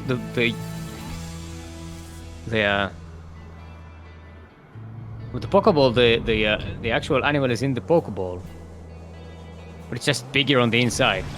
I don't think that's how Warp Prisms work. They teleport you from another planet or something. So you have bigger on the inside, a concave, much bigger on the inside than the outside. The Void Rays not quite in position to defend, and this could actually be they're coming in though. A lot of trouble. They are coming in. They're coming. Physical alignment helping out a lot, and these roaches cannot kill the base fast enough. So KìììA actually making the right call. I was questioning it, but I suppose I shouldn't have. Yeah. With Nigel responding with the Hydralisk Den and Spire. It's walking past this warp gate. Did not have to click the building to see what its name was. Did actually. And now KìììA is just looking to back away and try to buy time. Yeah. Take advantage of his momentum. He is just gonna set up his third, or he's got it set up, so more of saturating it. 4 more gateways get thrown down, 5 even. KìììA is looking to be very aggressive very, very soon. But he might not even need to. The Void Rays seem like they might just be enough here. Not quite. I don't like him pushing in with the Void Rays though. Because right now, Nigel had a lot of time to get some air defenses. I think the Void Rays, use them as he's using here now. Get rid of the roaches that are out of the way. It doesn't quite save the Immortal here. And again, the Immortal is overall just a fantastic backbone unit. See, now he's going to get surrounded with Hydralisks and Queens, and these Void Rays are just going to die, and they didn't really do much damage. I mean, we were having this discussion at the start of the stream, Steel. Void Rays have a lot of health. So he does lose one, but the rest of them do manage to make it out of there. Range upgrades are about to be completed for Nigel, and there's not a lot of Hydralisks. Going on? Gonna be switching it up now into Corruptors. Did you see where KìììA got all those gateways? Yeah, over in his proxy location. I did not. Look, man, it's free real estate. It's free real estate. Why not? It's like, this is my 5th base now. Eventually, he's gonna get a Nexus there. Yeah, the probe is still alive after all. Oh, he's getting surrounded. Well, the fight is happening. Is getting surrounded.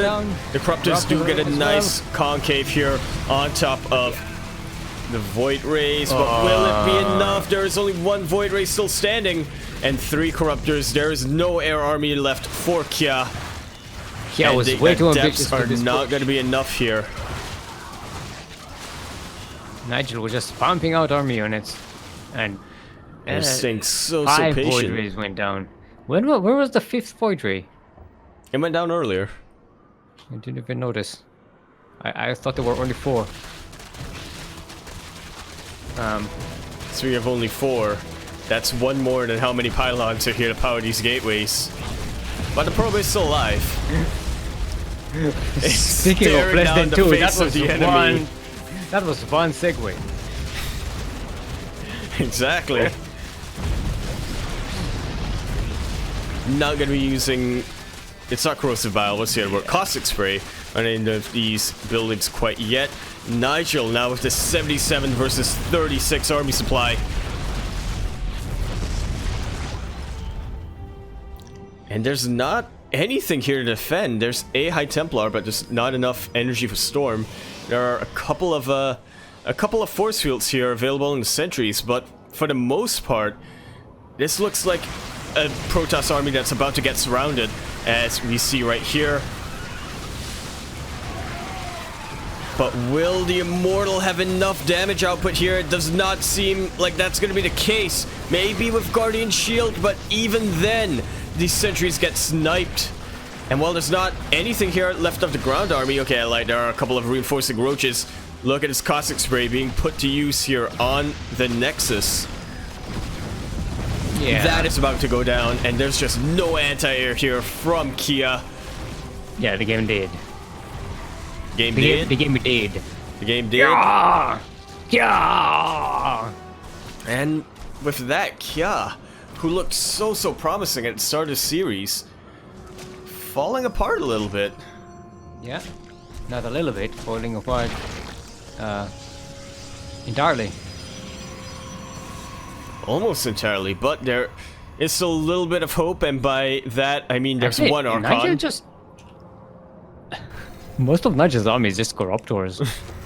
That it is. Some Zerglings, but yeah, you know what? Corruptors can do a lot of damage on buildings if he actually uses that. Will he actually stay here and kill the Nexus? He didn't. Those Stalkers would never have killed the Corruptors fast enough.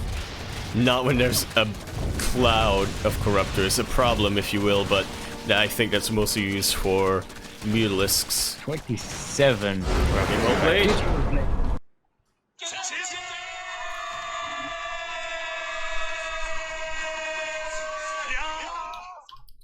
That is not what I expected here, but it does mean that we get... No, not a rematch. The opposite. A fresh match. Yep. A not rematch. A match, in fact. Hashtag not my match. No, wait, not my re. No, wait. My match, but wait. Do you know what it's called, Yaku? When every player plays every other player. It's called a round robin. Well, so maybe Light was right. Not every player has played every other player. KìììA unable to face off against Stifle for one. Yeah, that is correct. So it's not a round robin. There we go. Ooh. Solve that.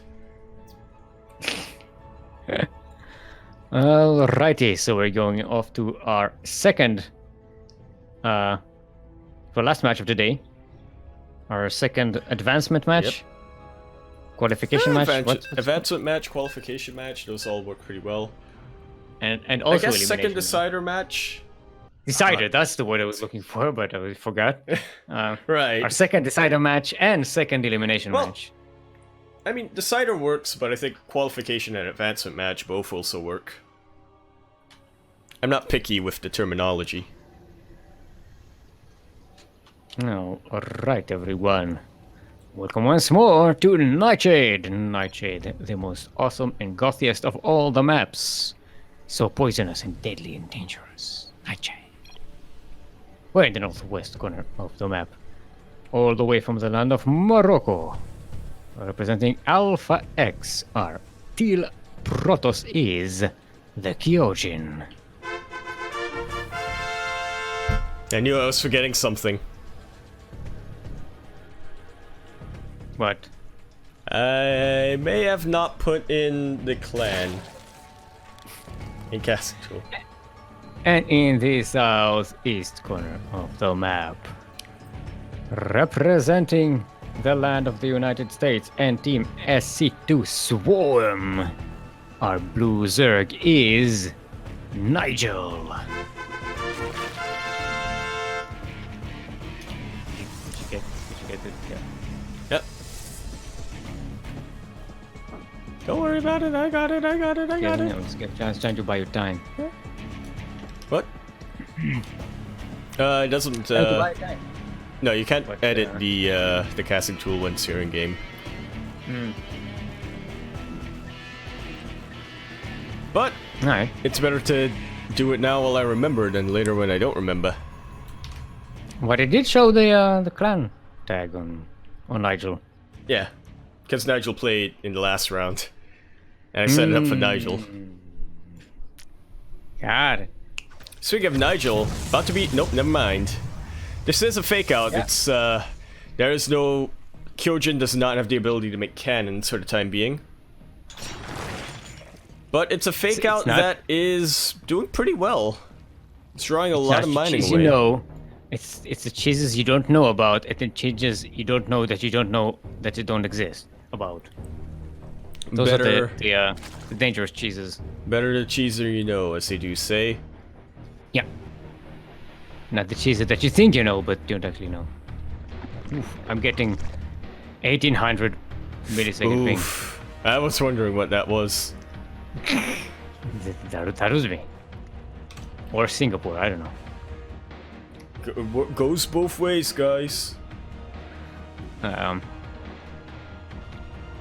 should not. I'm not having this trouble in any other like internet capacity in my life, so this is just purely within. This is just BNet. StarCraft. Being this is BNet. just within BattleNet. So there's so much I can fault me and my service provider. But this is not one of them. But there's no limit to how much I can complain about BattleNet. That is an unlimited pool of resources. Let's not tap that just yet. Well, we do still have a series to cast.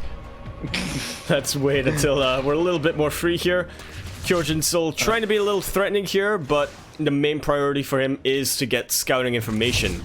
He may or may not have seen the previous match as it was playing out, and does want to know whether or not Nigel will be going for quick roaches or quick anything, really. Now here's the thing. I don't know if you said that. Did you really mean it when you said that you saw the previous match? I don't actually know. I don't know if you did said it as a joke to pretend like this is not a replay cast, or if you actually forgot that it's a replay cast. Well, you gotta figure, right? In order to get to this match, the previous match had to have been played at some point before this match was played. The KìììJin would not have seen it. Well, here's the thing: I'm not sure when the matches were played, and you do have to upload replays. Yeah, but it wasn't casted. Oh, look at this. No, but I think the replays are public. KìììJin is doing KìììJin things. Full Protoss. Full Nerazim, living up to his name. Pylon. All the tech on one pylon. Living up to his name as the Moroccan nemesis. Oh, I think that was actually me that time. Yeah, I'm at 400. I know, but I'm at a crisp 420 millisecond ping. Yeah, that was my game having a little bit of a hang up. This is watching. See, this is what you do when you go with charge lots. You get a warper. That's it's a very crucial. It's a very crucial aspect of the. Apparently, but this is not the only aspect of KìììJin's current strategy. Does mention target down the high energy queens, and that's important to note. These roaches are getting surrounded, and this warp prism will still stay alive. The queen cannot output enough damage to really deal with that, and the army of Nigel just like that, evaporating from thin air. Chargelets have a lot of. In the early game, at least, have a lot of armor compared to what the other units do have. As the DTs are finally coming in. Yeah, and I highly doubt that with all the chaos going on, I don't think Nigel suspects this at all. There is no detection happening, but he does withdraw you neutralize the gases as well, so Nigel just can't make roaches now. I did not even notice that. You are right. No roaches, he cannot turn the existing... to the natural gas, and with the DT to the main gas, and he basically has one drone mining gas right now. That was, without a doubt, a 2000 IQ move. And these roaches can't even be turned into Ravagers, which I would argue do a little better in this scenario, at least with Corrosive Bile. So, the Nigel finally cleaned up the base, but... He's just going back and forth. There's only one Overseer here. That's the only detection that Nigel has. Yeah. But the Warp Prism not quite in place to pick that up. But is in place to warp in more units. Yeah, and it's the... Oh, the drone transfer is coming in. This is not looking too optimistic right now as they immediately get picked up once again. These roaches have to take the long way around, back and forth. And... The worst part of this is, Nigel has no choice. He does not have much of an army. He cannot split up his army, because that's how he gets his units sniped. And KìììJin doesn't even have to attack. It just needs to float around. You have to be careful a lot of queens, because there's barely any anti-air for Nigel. There's just a few queens here and there. They're not here. They're there. They're everywhere. So, they're not here. They're not here, and they're just there. I would like to amend my my sentence. Well, I'd like to amend all of my just see it as a blanket amendment of all my sentences ever. That's a lot of DT. Okay, so we're going to do Archons. Yep, it's usually the case once the Overseer is out. But more importantly, 3 Immortals are here. I don't think KìììJin needs to do much juggling here. Yeah. This is just a direct counter to what Nigel has. GG is called.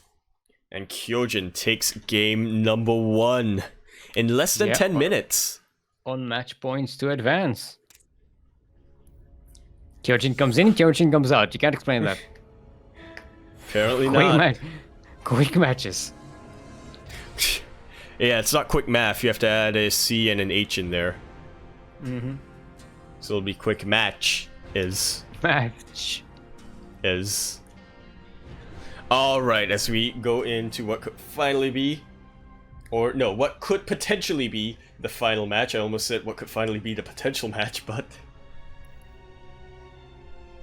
We are gonna load in on Triton. Plays are ready. Casters are ready, especially with the casting tool. Let's jump straight on in.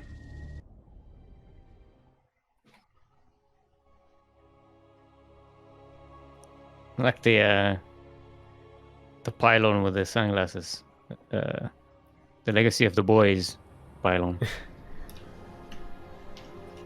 Pylon charge. What's the name of the thing was? Chargelon? What are you referring to? Welcome to Triton! And if you feel confused, Yaku, just wait until I explain to you why this map is called Triton. Right. I don't know.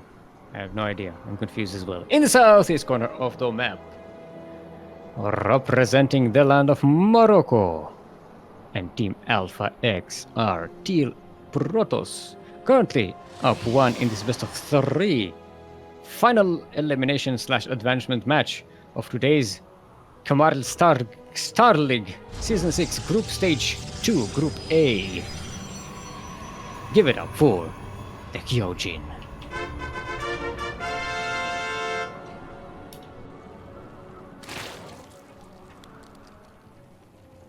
And in the northwest corner of the map, representing the land of the United States of America, and Team SC2 Swarm, our blue Zerg is Nigel.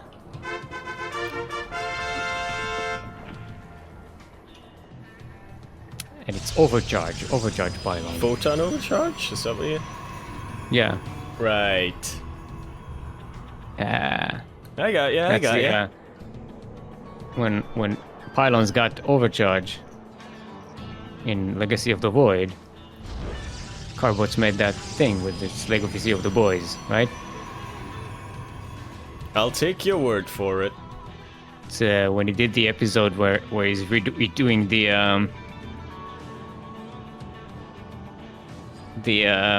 cutscene, the intro cutscene for Legacy of the Void. You know, where the Zealots are fighting on going back to Ire. Like, retake our legacy. You know, that scene? Yeah. I'm aware. I got ya. That's where the pylon with the sunglasses is from. Just explaining it because you seem confused. No, I just wasn't sure what you were referring to. I had a suspicion that you meant photon overcharge, but I thought maybe it's something else. We have request for more horns, more fanfare. I will not do that right now. I have a fever, and the only cure is more fanfare. Well, I would be willing to indulge, but unfortunately, I think we do have to limit them to only to intros. Yeah, otherwise Kuro will be very angry.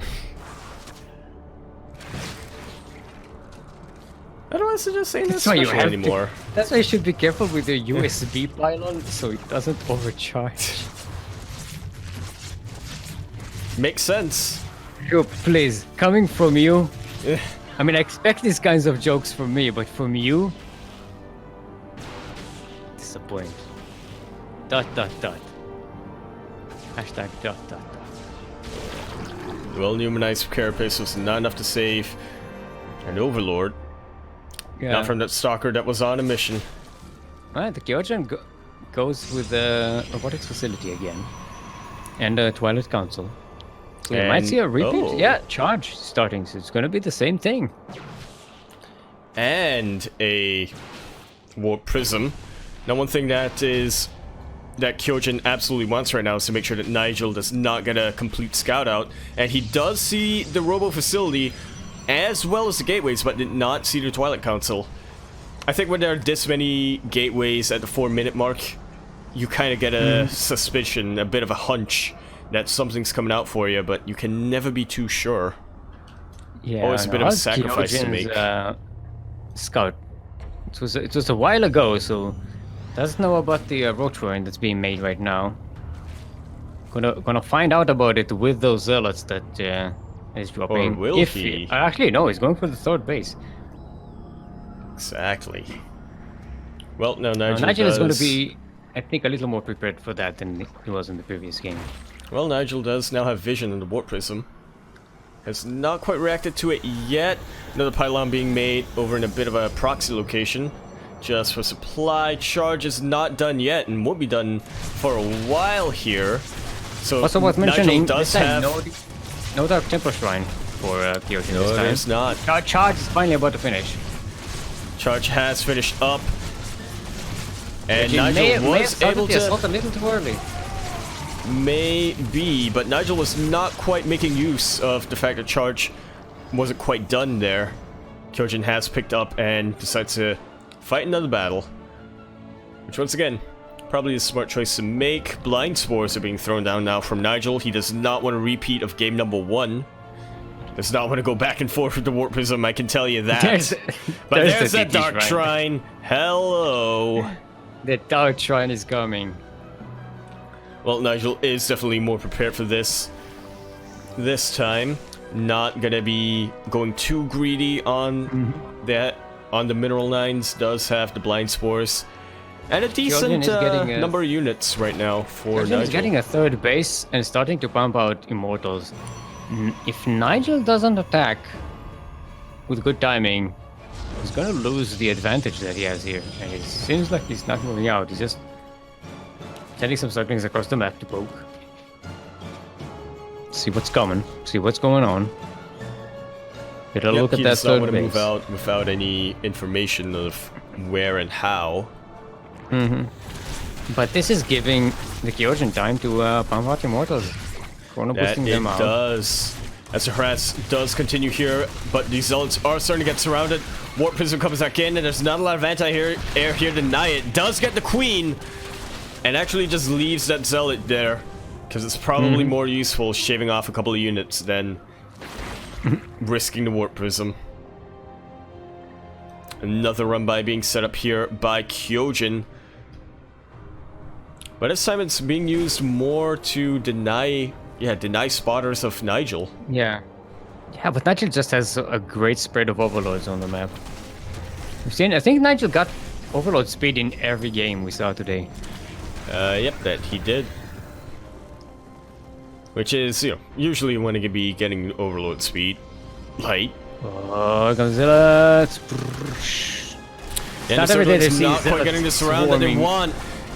The Zerg. There are more Zealots than Zerglings right now, and that math does not add up to be Steel. Something's amiss there. Templars are being made, but there's no storm for them. They're just going to be turned into Archons. Again, going to be Archon Immortal, 3 Immortals, 3 Archons. This might just be too much Protoss here. Nigel already getting surrounded, trying to kite with the roaches, but that's not quite possible when charge is already done. Immortals, the backbone of the army. When they're warping some Zealots, not even TTs. GG.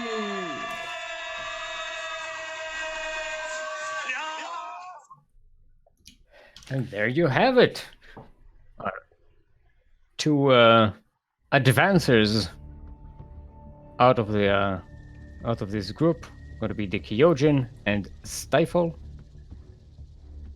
Stifle advancing in first place, TheKyoJin in second place. Nigel and which does actually affect the seeding. Eliminated. Yeah, it does definitely affect the your entry into the playoffs. Yeah, there you have it. That's his Group A. Do we know anything about Group B? When that's... Well, is that something going to do next week or what? It is what we're going to be doing next week. That is the group that features Furious Styles, Mr. Hyde, Renegade X, and Fireclaw.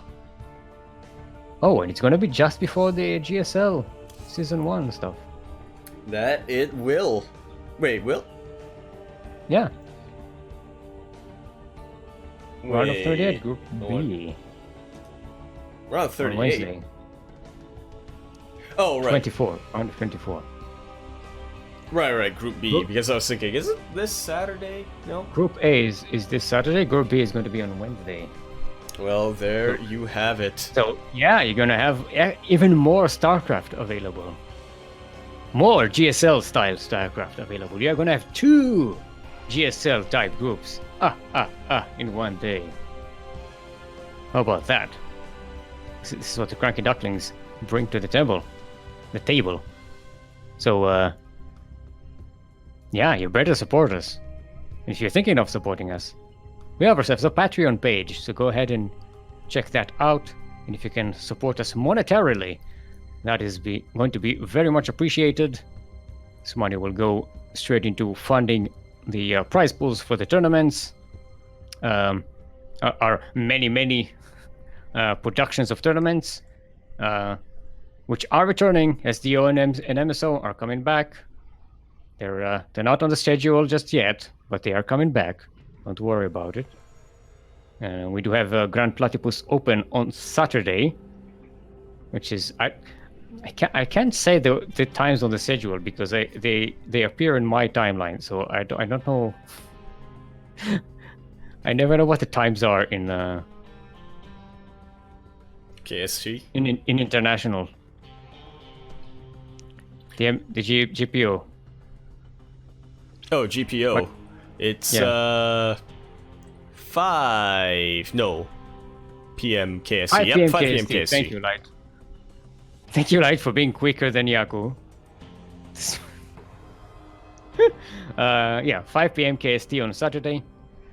Grand Platypus Open, which is open for players from the Southeast Asia and Oceania region. We'll see you next week for more Kamarill Star League. We also have our ESL Cup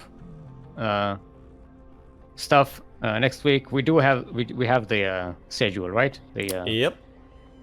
So why don't you put the schedule thingy while we're talking about that? That'll make it a lot easier. Because if I put the schedule up, because then it's it'll muted lose the everything. mic. Okay. Yeah.